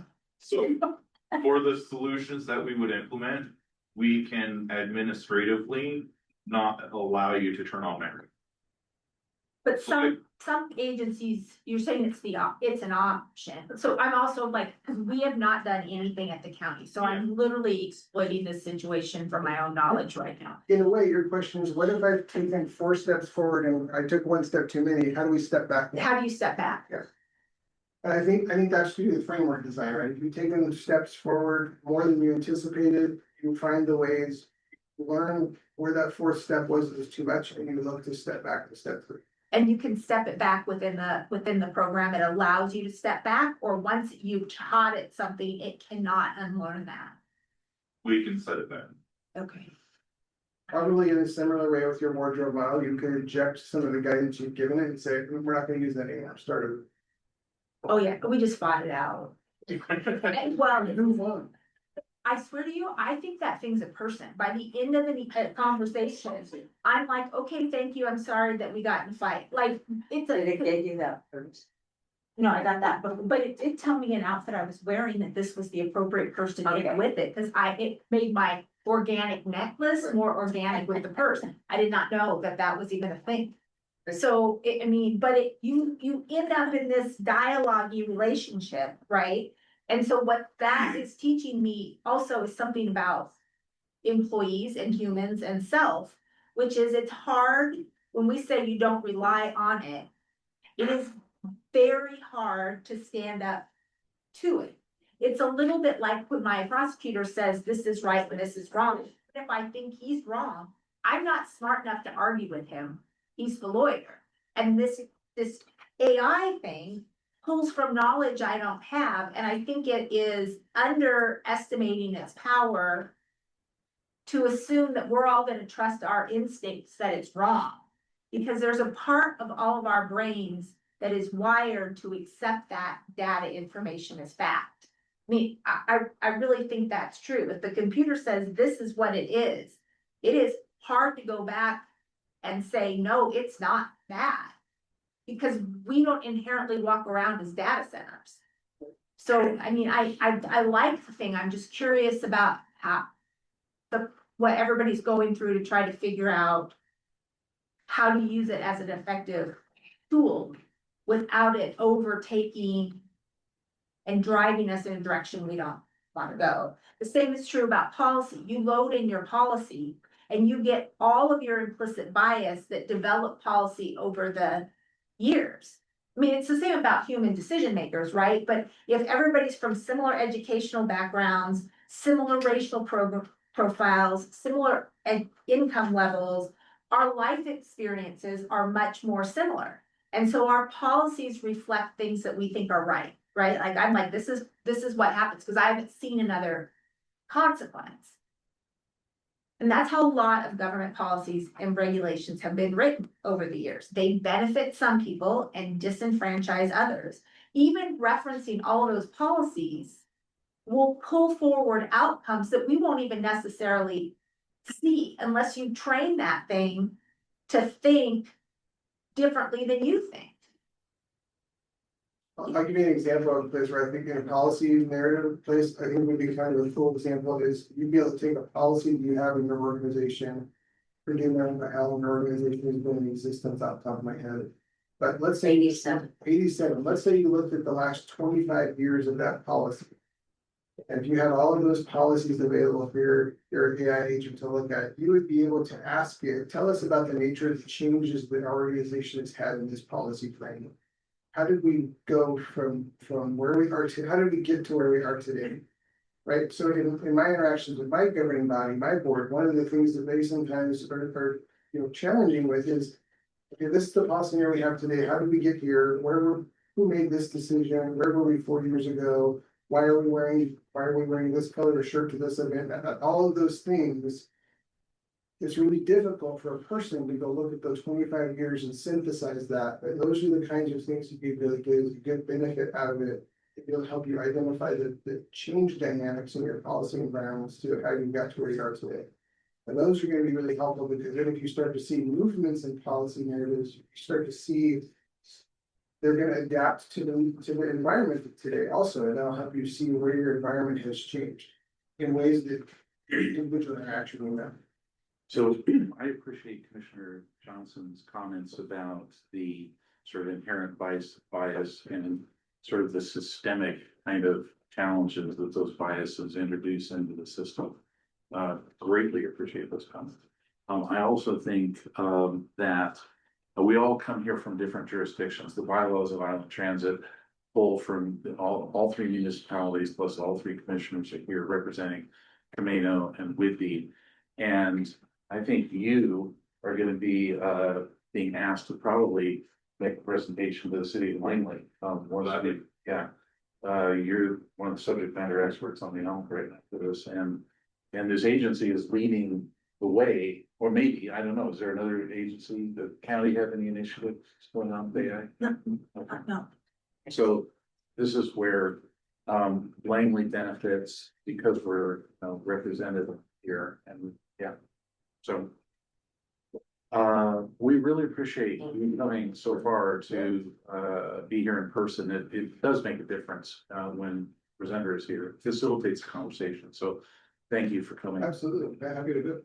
And I'd be interested in the longer version of, with the checklist, if Melinda had it, I'd like to see the checklist. I'll make sure it gets sent. Okay. Fire it off to you. Okay, that'd be great. Thank you for indulging me, everybody. Okay, so we are now moving to our monthly reports, executive board. We actually have. Okay, I thought we were done today, but we are not. I'm so sorry. I kind of did it. Go. All right, well, thank you for having me here again. Great timing from WISTIF to bring up the topic of AI. To touch base real quick, your wardrobe conversation, I really like. That's a great example of human in the loop. That argument is exactly what people need to do when they're working with AI and coming up with documents, things that people use for business. So great example there. Some of the other things that we talked about when how you use it and the memory and all that stuff comes into training. which is part of the policy as well. So I just wanted to make sure that you're aware, training is a big part of this. We're all learning the technology changes, training will be an ongoing thing. So on June 30th, I had collected board input and sent out a response to that input. A lot of it was input on wording and stuff like that, so I just accepted those. So the document that was sent out was from Jeannie on behalf of myself. And if you need another copy, we can email that to you. But the short version are a couple items that needed some board discussion. So the second one down, that was Commissioner St. Clair, and she's not here. And I understand that her concerns about electricity and the data center needs were addressed in a conversation that she had with Benny. We aren't going to be hosting AI internally, so we're not increasing our data needs here or electricity needs here. There's nothing that can be done about AI's environmental impact somewhere else, though. I mean, that's just what it is. That is a true statement, but also the industry is recognizing those issues and addressing those through processing power that allows electricity use to go down. So there's a lot of factors in that in reducing the carbon footprint, if you will, of AI itself. And could we or can we know what the environmental impact is, like the total is, if the agency chose to mitigate against it? Is that something that you can have knowledge on, or it's just? That I did some research, so in one conversation, you get a wide range of, I just asked it, how much water is consumed for this conversation that I'm having with you right now? And it said, well, you're either using a tablespoon of water or you're using 5 gallons of water. It depends on, exactly. It depends on how the data center is built. It depends on the reliability and the truthfulness of the AI platform that's using it. Other agents or other platforms will say they're completely neutral, carbon neutral, because they've offset that with carbon, I think they call them carbon credits. There's a long list of things that basically say there's no real good answer to that question. So what we try to do is aim people towards using more efficient AI instead of ones, so you ask a basic question, and it's not using the latest version of, say, Claude Fable 5, which uses a lot of processing power to do that. And you would use something that's, less heavy on the processor. So that's part of training, to know the different models that you can use. So item 1, the input was about the attribution. So the staff is recommending removing the section for that and strengthening the We Are Transparent section 4. The disclosure mechanisms and attribution specifics would move into the AI governance procedures, where we can maintain them without requiring board revisit to the policy every time we need to keep up with the technology changes on that. So we're seeking some input on that approach, if that seems in the right direction. I didn't understand it. So section 10 is for attribution and transparency, where we were saying for documents that are public facing, we would need to put attribution on those documents. The discussion last time was basically, do we put attributions for a lot of these documents already? So it's really not so much about attribution, it's more about the transparency of our use of AI. So attribution can be used in places where it seems necessary, and we can put that in our governance procedure and leave it a little bit more dynamic, because as AI evolves and we use it for writing emails, and the human in the loop part of that is you actually reading your email because it's you sending it, to make sure that it's worded correctly, and we don't necessarily need to attribute that. I agree. Okay. So that's why we're gonna remove section 10 and put some wording in section 4 to cover that. I like it. Cool. Item 3. Commissioner St. Clair, suggested adding a labor representative to the AI governance committee. We're supportive of that, so long as the individual is an Island Transit employee. But we're also actually going to suggest restructuring that section 5.2. Which would, give the executive director and the IT director the responsibility of, creating the governance committee. And, form it to the agency's needs. So instead of defining in the policy, it's gonna be an operations representative, a labor representative, and all this. The executive director and I would decide who's on that committee, and then we can update that committee. That seemed like a good direction. So for sure, it's you and Melinda, and then you would pick how many other people you want. Yes. My goal would be to have representatives from all over the agency, so it's not, all admin staff. Departmentally. Yeah. I Um, think Melinda would agree with that. then do you think that I should read the paragraph before it again? There is a one. Do you think that there is any value in saying that it's just the two of you and the committee will be comprised of no fewer than X number of members, or? Certainly do it that way. Only because, That's a good one. okay, what I don't wanna have happen is you get an executive director in the future who maybe isn't a collaborator, and then they decide that they're just gonna Yeah, they whittle it down tell to just, the IT person what they Yeah. think, and Yeah. now all of a sudden you've got not collaboration, right? Yeah. You've got a dictatorship, and I think maybe if we just put some standards in there to give you the flexibility of who, but also to make it clear that this is a committee that isn't just singular, yeah. So I think at minimum, we would need 4 people okay? In addition to you and I in addition to you and I. think that's a good number. Yeah.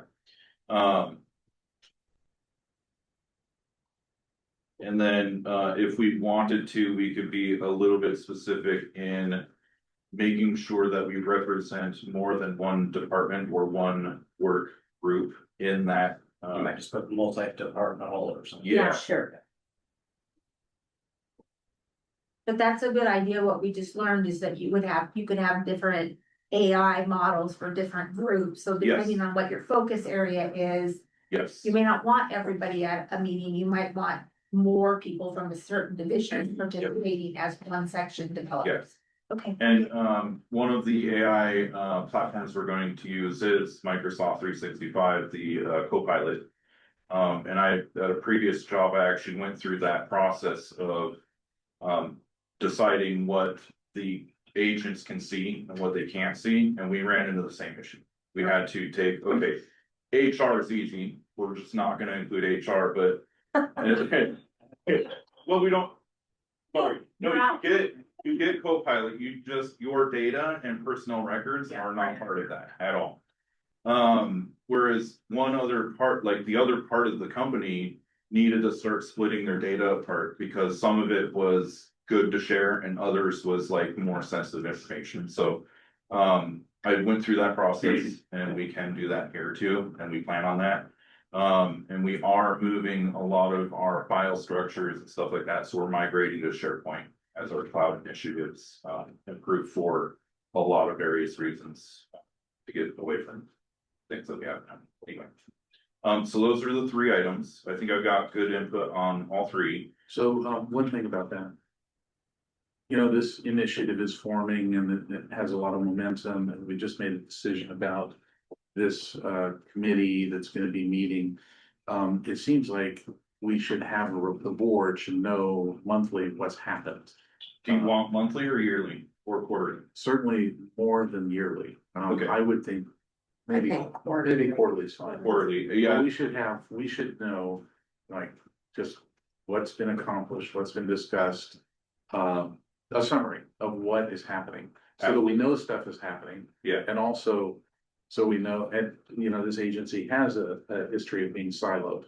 So, So making sure I understand, not to interrupt, yeah, it's fine. a quarterly update. So once we establish this policy, right, which we know will need revisions from time to time. You wanna know quarterly what we've been applying the policy to, or what we've been creating, is that, okay? And that it's, you know, it's active, that it's quasi departmental. Yeah, part of the original. You're in charge of that, Chris. Gladly. So part of the original policy, which was 30 pages, whittled out all the procedural part of that, was at least a yearly report of AI. So quarterly will fit right into that plan. Okay, thank you. And without exposing risk, obviously, I think because this is new technology, and there's so many government entities here, it'd also be good to have like a lessons learned, right? So we all don't have to learn the same lesson. If we could learn off if we can learn off you. Yeah. I'd like to just go off a cliff once. So we'll be your guinea pig. Well, I mean, That's I okay. think everybody should share as we Sure. go through new No, technology, that's a good but I idea. think it would be good to just say, like, we learned this. And Yeah. this was something to watch for. And I'm somewhat new to coming to the board, but part of the way I like to do things is lessons learned. Yeah. I like to look back and because from lessons learned, you can avoid that in the future. It also helps everybody else to know a pitfall. Yeah. And how to avoid that. Thank you. So, perhaps because we have so many cliffs on this island and we have the whiz tip director in the room, let's not use that phrase.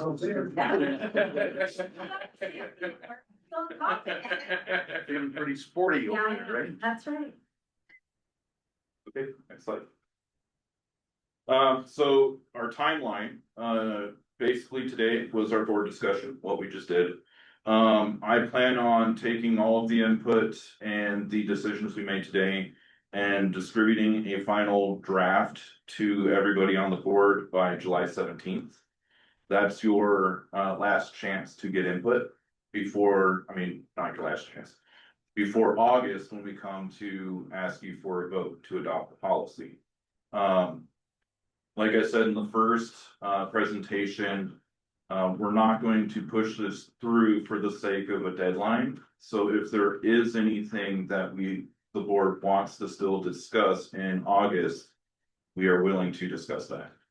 I'm gonna go out on a limb here, as much as I'd like to see us move through and all of our agendas between now and December are gonna be they're gonna be very full.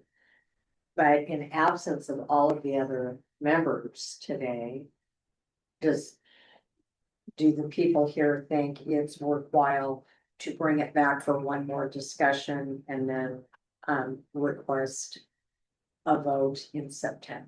Yeah, I think that makes a lot of sense. Because I mean, we are missing 4 people from the discussion. They did have input, Right. you know, I'm just putting it out there. Well, I think I was impressed with some of the comments from Commissioner St. Clair. Clearly, she really, and I think we would benefit from. And Jenny really has an Yeah, that's- expertise in this arena as well. So, sorry, Chris, we're gonna. So we'll adjust that. So August will be another discussion and then Thank September you. will be the vote. That's a good suggestion. But I think keeping, you know, to your deadline of July 17th of getting everything back. Oh, yeah. Yeah, and Yeah. we'll just open it up and see what other comments. Yep. We Cool. have, okay. In item 12, where we say community engagement and transparency, we're really talking about transparency, right? Are we talking section 12 in the Sorry, policy? yeah. section Yeah, I don't have a copy of it. Okay. Sorry. Say that again? Where the title is community engagement and transparency. But we're really talking about using AI in a transparent way, Yes. not necessarily in community engagement. We need to reword it. I'm wondering if we do, because when I hear, and maybe it's just a definition difference, but when I hear community engagement, it's community feedback into the system. And I don't think we're looking for that. I think what we're looking for is to be able to show them transparently where we're using the tool. Not to necessarily solicit participation in the design or development. It reads like it's transparency in the section, but, and I don't know that we would use AI for community engagement. Noted. That's my last thing. I thought it was really good, actually. I read the whole thing critically, like I thought I was gonna be smarter than the policy, and I was not. It was a good policy. It's got a good foundation. Actually, I have one comment that I wrote down that I didn't bring forward, and that is, it's in a detailed question, you don't have to answer it now, but. Will we in our procurement be asking our suppliers if they have an AI policy? Would that be appropriate? Yes, actually, that's going to be part of the committee's role in determining which AI we use or don't use. And part of that requires an algorithmic impact analysis. So I'll use NetSuite, our finance software, as an example. They are starting to bake AI into their product, and they have a full algorithmic impact analysis and a full policy on AI.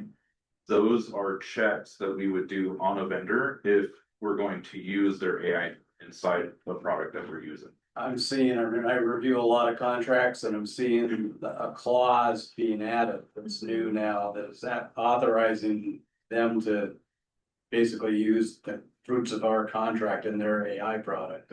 Yeah, And flag it up. and some of, when I'm reviewing those, thank you for that note, when I'm reviewing those and we're signing a contract, I'm starting to put clauses on our side that says, won't use our data in any of your AI algorithms to maintain our policy. And how would we possibly know that they have? Well, that's the other question. That comes down to the trustworthiness, the reliability, and the risk assessment of that platform or that product or the vendor that we're using. And if they don't have any actual accreditations to an algorithmic impact analysis or intent analysis, sorry, or any AI statements, then I kind of don't have a lot of trust in their ability to shield our data from being used. But ones that do have full policies and do disclose transparently how they're using AI, then I have a little bit more trust in that. So long as when we're going through that, final offer and defining that contract with the vendor, that is pointed out, we have this clause in here, and if they have any issue with that, that's their time to bring that up. Could we be letting our suppliers know that we're developing this policy and we're expecting this kind of, they should expect this kind of statement from us? We have already talked to NetSuite, our finance software, about this, and they have already provided documentation to do that. Adobe has the ability of turning off the AI within it, but they are also pushing AI. So in the policy, it starts to, and this kind of gets into procedures and what the committee is there for, is more or less saying we can use the AI or not. And then if we can't, we're gonna put in measures as best we can to just turn that feature off.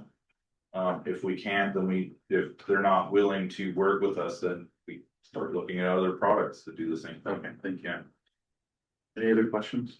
No, I thought that one was really good. When we do contracts, we always require like our vendors to indemnify the account, right? You have to indemnify us, you have to show us something that demonstrates that you have your own insurance. Yep. And that might be something we look at requiring to say, you have to show us you have to have an adopted social media policy. To Yes. be selected as a vendor for this agency. Yeah. And just require it.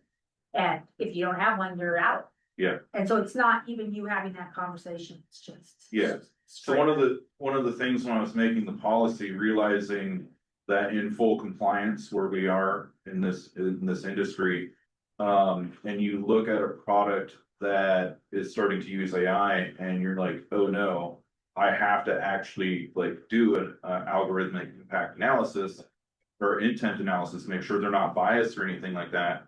That's an onus we put back on the vendor. You have a policy, you have a statement.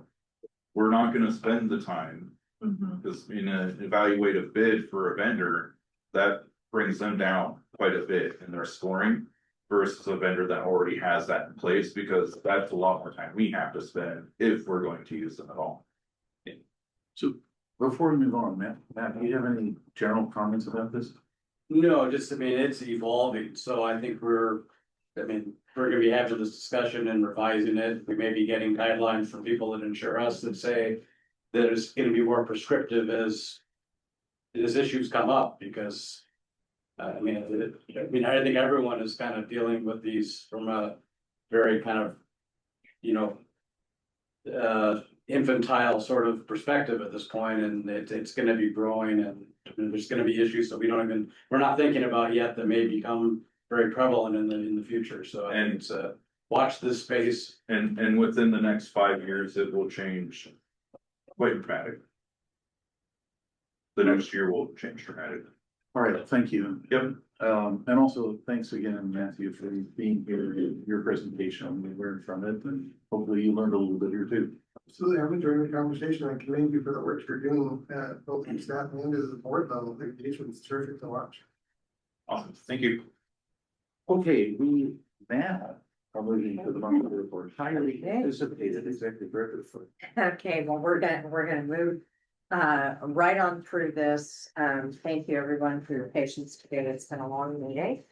I wanted to highlight a couple of things, or I'm gonna read from my highlights actually on the executive director report that went out last night. There were a couple of things I left off that I'm gonna start out with that are really important. We here on the Whitby main campus are going to be having Employee Appreciation Day on Friday, the 17th, and all of the managers, directors will be cooking for the employees and recognizing, or we will be announcing our employee of the half for Whitby, and getting together and just letting employees know how much we appreciate them. We did have a Transit Operators Appreciation Day here back in the spring, which is a national thing, but I wanted to do something for all employees. And then we're gonna follow up and do the same on Camino towards the end of the month. I don't have that specific date. The 30, so it's the 30th. What was that? Are we still the 30th? Yes. Oh, okay. So with all that fun stuff, then I'll jump into the state auditor's office. SAO is going to begin their 2025 financial audit following today's meeting. So I have my entrance conversation, introduction, if you will, at 2:00. And they will begin the actual audit next week. We also will have the Washington State Department of Transportation on site next week, July 15th, for an audit and site visit of Island Transit's grant programs. So this particular review will be cut up in 4 segments and will be ongoing for the next several months. How often do they do that? Every couple of years. Yeah. So July, kind of with the biennial monthly. Is that correct? Yes. Meg saying yes. They never came to Everett, so, and we had state funds, so impressed that they come here because that's the majority of our funding, I'm sure. And then we also will be having a visit from WISTIP in July, so we are being looked at from every way possible in July. So a reminder for everybody that the fall board retreat is on September 25th, 2026. We are securing the Elks Lodge in Oak Harbor from 10 a.m. to 2 p.m. We will be reviewing the phase 1 engagement of our long range plan and then discussing policy around capital and operating reserves and what we would like to see as we get that information back. So this will be just a mini board retreat. We should, I believe that it's been sent out on your calendars. So hopefully those dates are already secured. We will have an all hands. This is our first reintroducing this, I'm sure since probably pre-COVID, all hands mandatory meeting for all employees of Island Transit. It's going to be held on September 20th.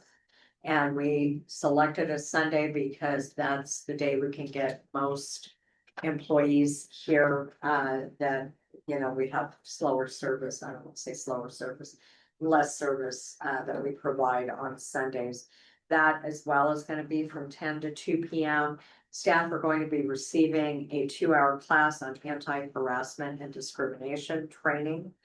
That came up in a lot of my one-on-one meetings, and although I do provide it on an annual basis to managers and supervisors, it's become apparent we should also have it between employees as well, and employees should be well informed on the laws with that.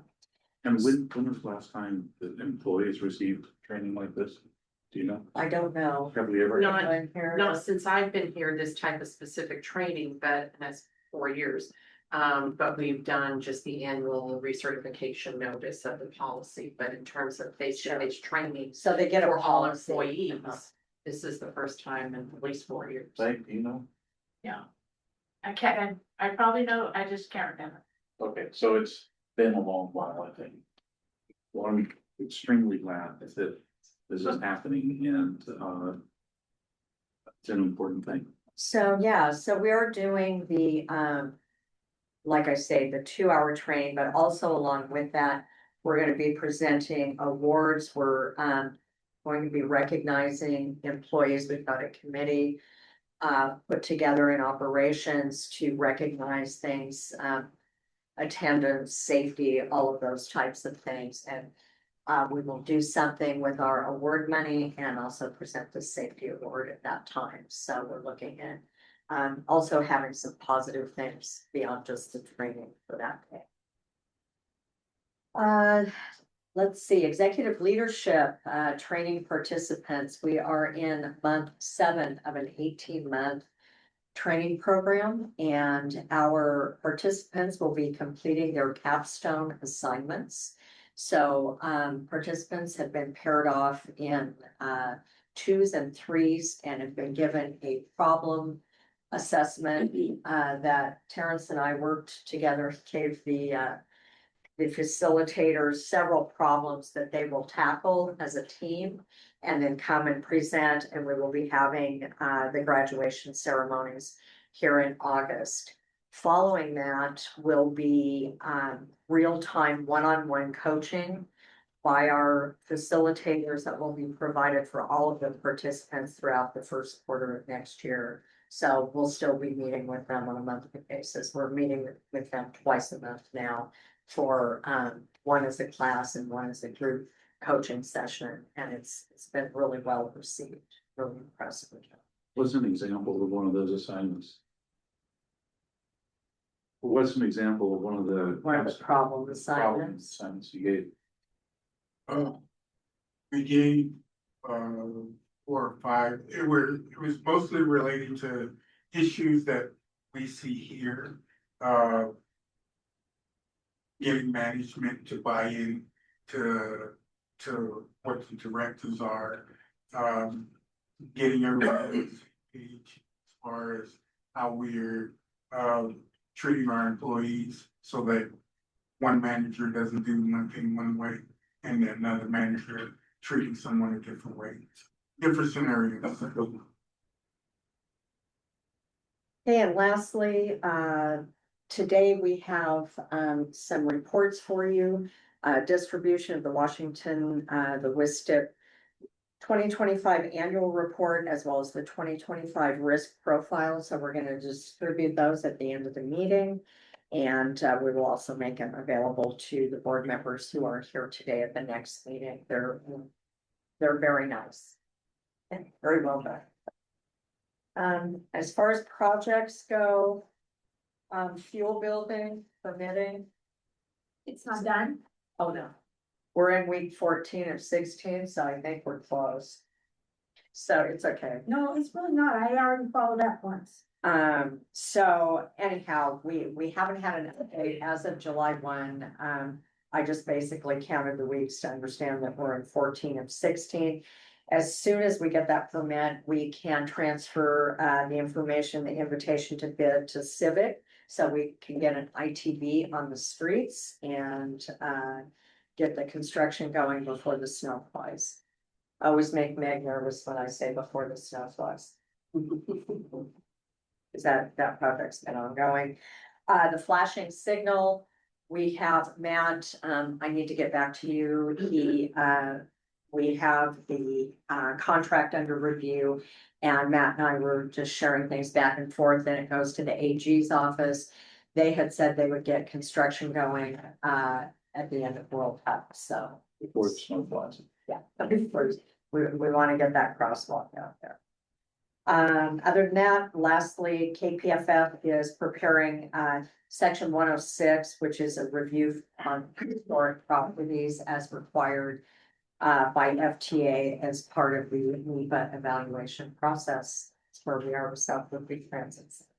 So I know this is a hard question, but That's okay. when do you think we're gonna see the NEPA process complete?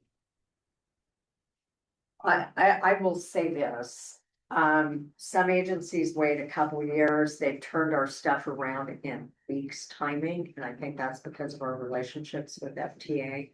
So, I would hope that we would have something within the next couple of months. But then you start, and that's the first phase of the process, then they'll say, okay, now you need to do some borings and see what kind of contamination is there, so it's a process. It's NEPA because of contamination.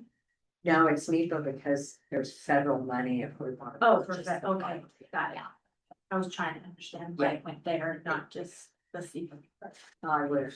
Well, it's not always easy. No, it's not, and we'll be satisfied both, because I'm sure it'll be a combination of both.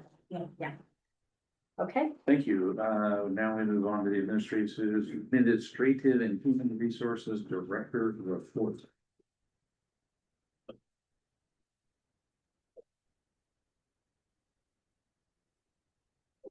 Everyone. it's almost afternoon now. I'm just kidding. 20 minutes. This is our July report for our operators for the month of June. We currently have 70 fully certified operators, and we also have 5 in training. So operators, we're at 75.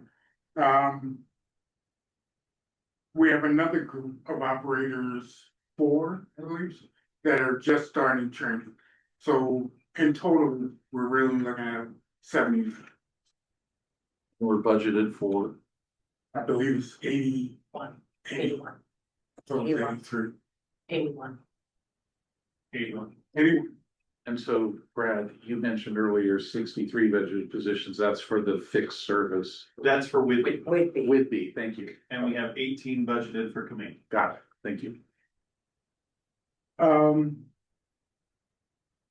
We lost one trainee this month, so we're still currently at 75 operators, and we have 4 that just started training. So we're at 79. Thanks. And again, we had 1 exit, which was a trainee, no certified operators left in the month of June. It was just a trainee that did not complete. And Okay. questions? Oops, you said great, sorry. Thank you. All right, next up, planning and outreach director report, Brad Wimmer. And we start with our staffing, and I wanna point out that our data is a month in arrears of what Terrence puts out, so ours is older. But it's just to point out that, yes, we do have the orange line that goes across is the number of operators required for the various bids. And we have the green, which is our operators, our sum of personnel that are full-time, and we meet. So the number of operators we need matches the number of operators we have. Next slide, please. Our ridership is continuing to outpace 2025 by a little bit. So that's a good trend to continue. Next slide. This is a measure of our efficiencies, our riders per operating mile. So because our ridership is up over what it was in 2025, we're seeing our efficiency per revenue mile step up just a little bit, which is an encouraging trend. And we've been up all year long. So that's a very good sign that we have solid growth throughout the agency and efficiency. Next, please. This is a sum of where our miles and hours are. We are, this is 5 months worth of data because we're showing through the end of May because our data is a month in arrears. So we're right on pace to match or slightly exceed our revenue miles and our revenue hours with 2025. So we're doing well, but through the first 5 months of this year, we did operate just over 1 million miles. So in the first 5 months, so we got the wheels, they are turning. And then here is the cost per trip year to date through the end of May, and that is a comparison of, that's this true for 25 as well as for 26. We have a number of routes that started that we brought back, like the Clinton commuter, and then the NASB routes that we're running here. So there's more routes here in 2026. Because those routes, like the NASB routes, are new, that ridership is still growing. So you're seeing a very high cost per trip because we are building that ridership. Takes a year and a half-ish to really find out where you're going to be at for some of that ridership. They're new because they replaced on demand, correct? Correct, Okay. yes.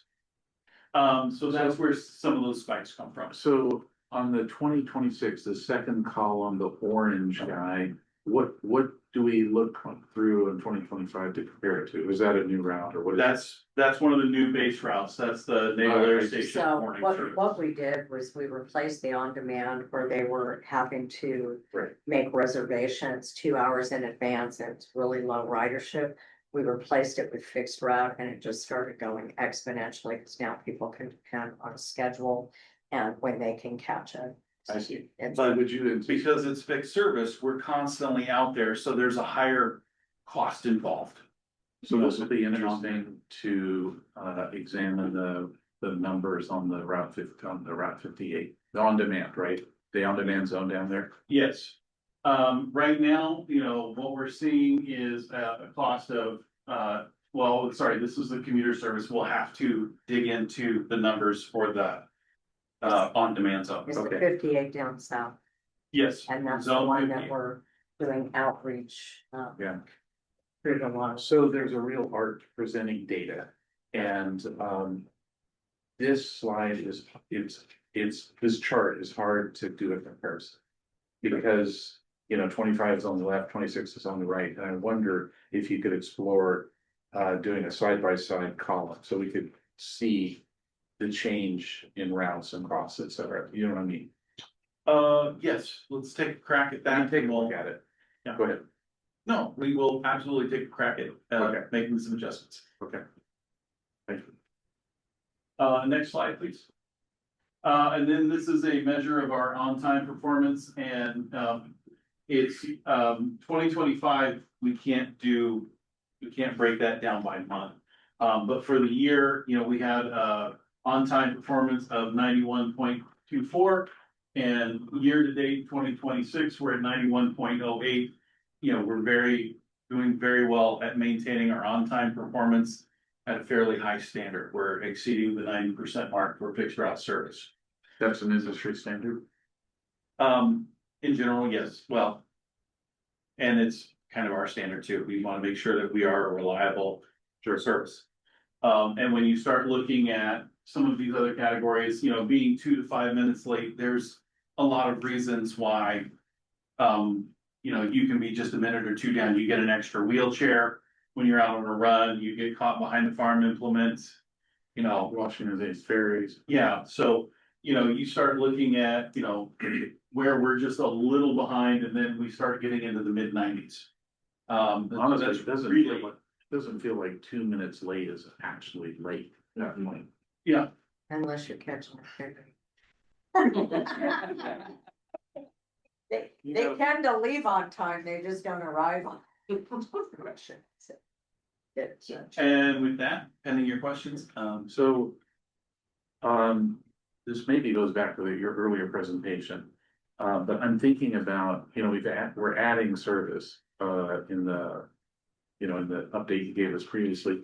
So we had enough vehicles to do all that, right? And part of the way that we resourced all of that from a vehicle point of view is we took the Clinton commuter resource and spread it out. Yes, that's one of the vehicles we repurposed. There's a vehicle right now that we use on the south end. It splits its time. It starts on fixed route and then it goes to paratransit. We repurposed that vehicle into a fixed route vehicle all day. And then we have the two new Gilligs that are coming here in a couple of weeks. So that's where we utilized our vehicles. Vehicle management, as Will can attest, is an ongoing challenge.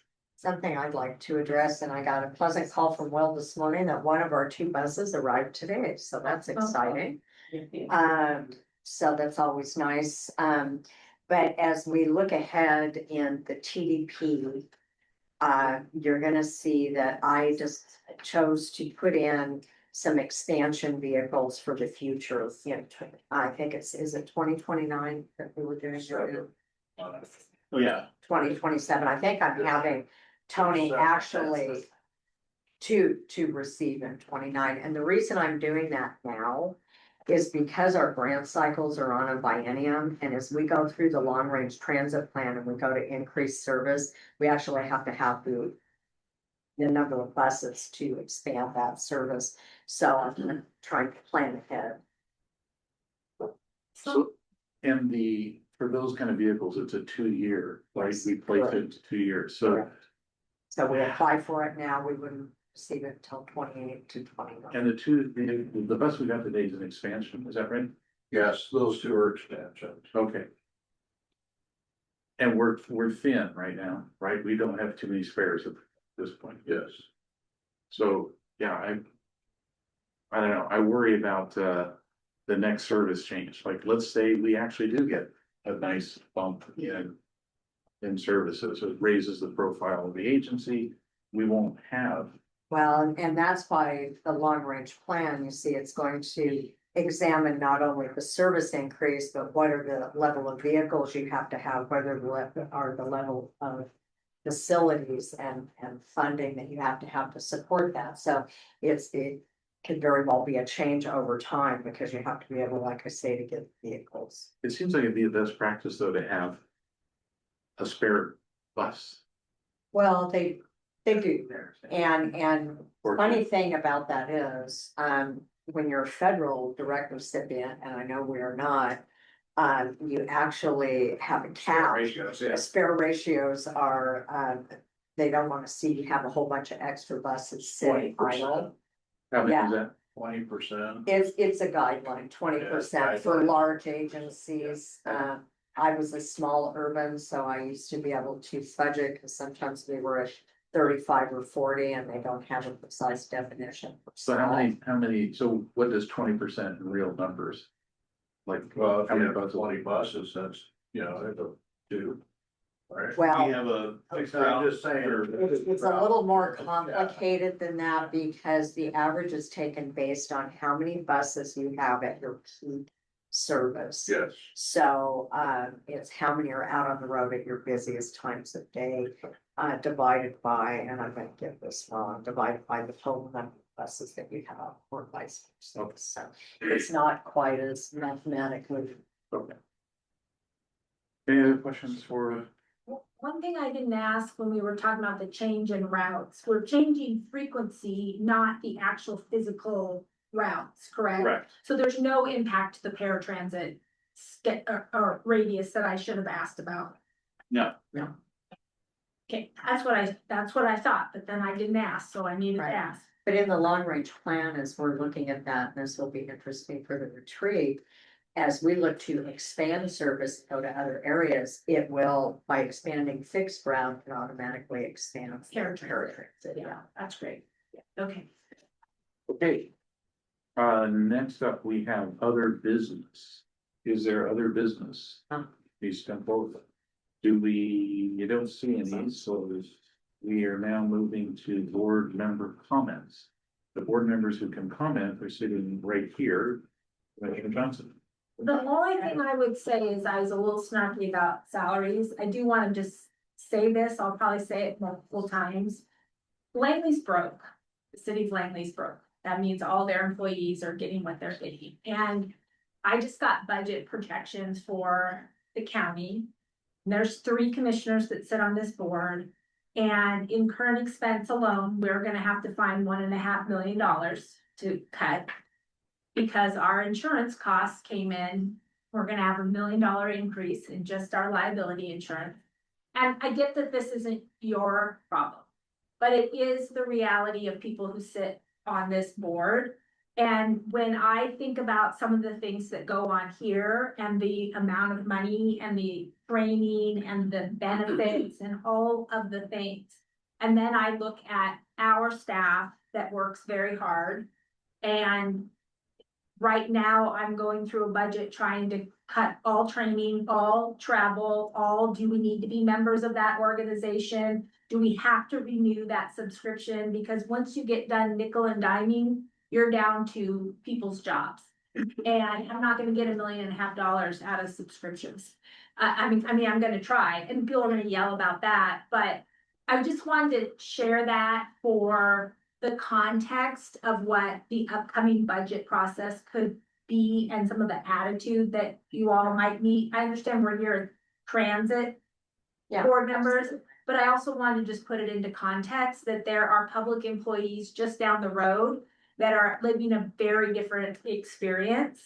And the decision makers just down the road are in a very different experience as well.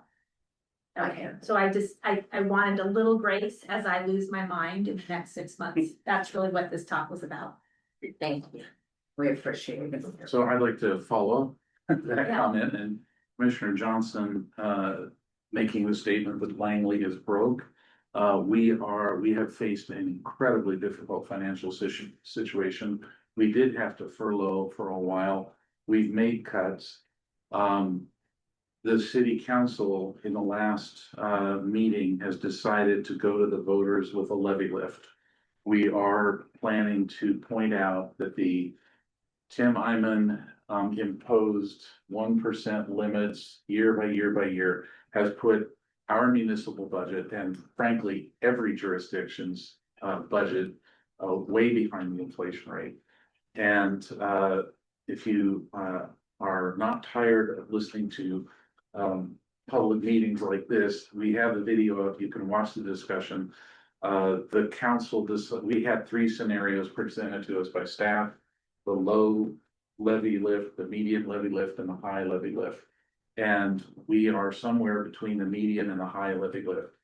I don't know if you saw the Seattle Times yesterday, Clyde Hill, one of the most affluent areas of this state.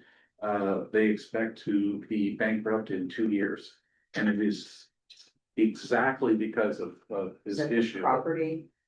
This, yes, Okay. yes, so City of Langley is gonna be putting on the ballot a property levy lift for the general election, and there are gonna be a number of those. So it's interesting to think about somebody, we haven't done this in over 20 years. So somebody that moved to Langley in 2005 and is moving, going to be near family or grandkids or whatever, for 20 years, they basically got a free ride. And that's gonna be over. And I'm being told by Langley residents, give us something that we can vote on that will move the needle and make a difference. So I expect the city of Langley to put forward something above the median and up to the high levy lift amount. And that should stabilize our finances. But it's a question whether, if it doesn't pass, there will be incredibly painful decisions to make. So. I was just thinking, from a state perspective, as we go into this budget year and I'm bringing on a legislative consultant for boots on the ground, like Dave Paul, with Clyde Shavers, the transportation budget that was fully funded during the last biennium is likely not to be.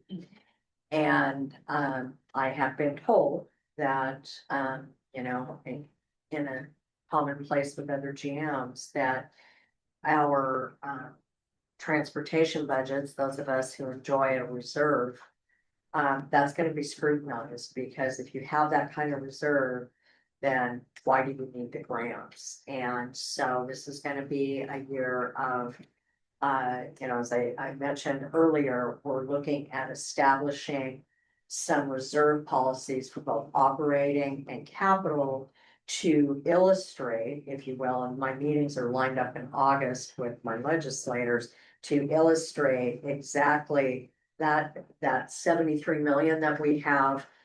Even in our TDP, you'll see just on the basics, it brings it down to 50 something in 6 years. But as we establish these capital and operational reserves, it's gonna show a very different financial picture of what our obligations really are down the road.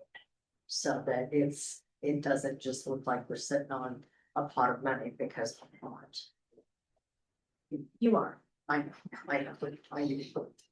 We're fortunate, that we've been able to manage the agency through COVID and through these years so that we do have reserves. So we can invest in the land that we just, you know, purchased and the buses that we expect to purchase. Yeah, but Craig, I was on this board how many years ago? 10? And it was broke. And now there's, what did I say, $73 million? So in 10 years, there's a $73 million fund balance buildup. The only way to get that buildup is you spend less than you take in. So it is a hard, even if it's, go into that reserve and you say it's dedicated for these things. Right. If you look at that story of accumulating $73 million in 10 years, that is a gross underspending of services or an over collection of revenue. Disagree. So. Just a second. I disagree. There's How can you disagree? That's math. if I could talk, I'll tell you. Okay, So there was something called COVID, okay? For 3 years, there was significant federal funding that every dollar we spent here was reimbursed, completely unexpected. We couldn't possibly have spent all the money that came in from the from the feds. So we're happy to receive it. And we have this special situation. We're in the few agencies that is funded by a sales tax. so So we don't need a sales tax. Or 2%. I mean, we got people out there going broke. You're asking for a levy lift. The county has to ask for a jail. Our consultant says ask for a sales tax. People are paying almost 10 cents a dollar on a sales tax. We're collecting the maximum amount and we don't need it. I don't understand how that sits well with this board, and I understand we can't get the state grants unless we max out our taxing rate here. But in fairness to the state, we don't need the state grants because we're maxing out our tax here. So we're taking it from the state and we're taking it from the taxpayers, and we don't have a plan to utilize it in service except for respectfully giving raises. That's what we're doing. And then we had before you an executive director who was fiefdom building and just wanted to build buildings because there was so much money. We don't need it for the level of service that we're putting out there. I don't know why that can't be a real conversation. It's a real conversation in every other level of government. How much money do we need? What level of service do we need to set? And how do we achieve that level of service and how much does it cost? And in this organization, we haven't set a level of service standard that says this matches our revenue. I think, and that's one of the reasons we're gonna have a long-range plan discussion that has actually never happened before in the history of this agency. Yeah.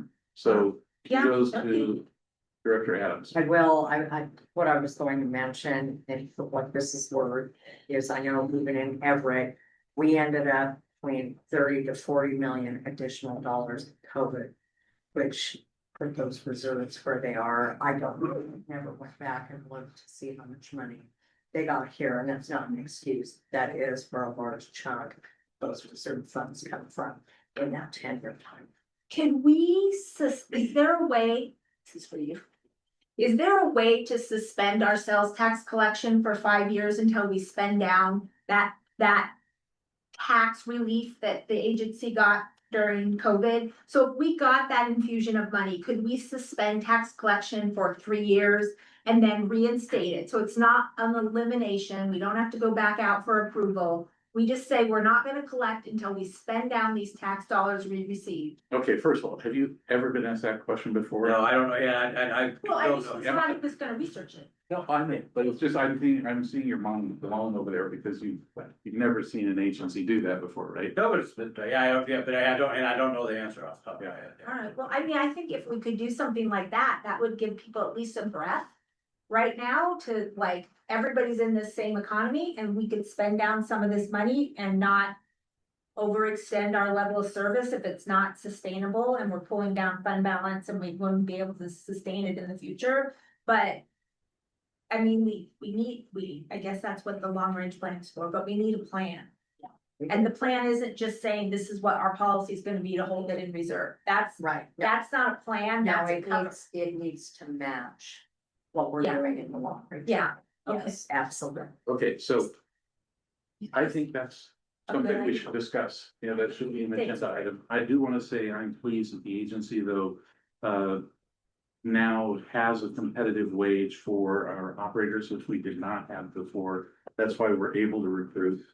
I don't know why you keep poking at me at that. No, You could be a paralegal and make $21 an hour and work at the county, a paralegal. That's I'm all now. we can afford. Okay, you and I can take this out afterwards. This is- Except I gotta. I feel a little poked at when you do that, because I have legitimate reasons by saying $32 an hour to drive the bus and $21 an hour to be a paralegal So, are Commissioner significant skill Johnson, set Commissioner difference. Johnson, we have to have competitive wages. So, Well, then do it. okay, Craig, how much you gonna pay for it? Because we So don't that's your job, not my job. No, it's your job as a taxpayer to be informed and not make uninformed comments.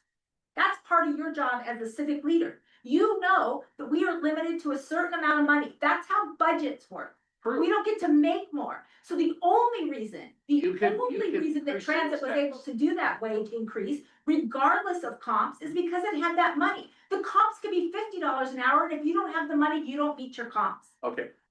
Commissioner Johnson, you and I can talk afterwards. It's time for us to adjourn the meeting.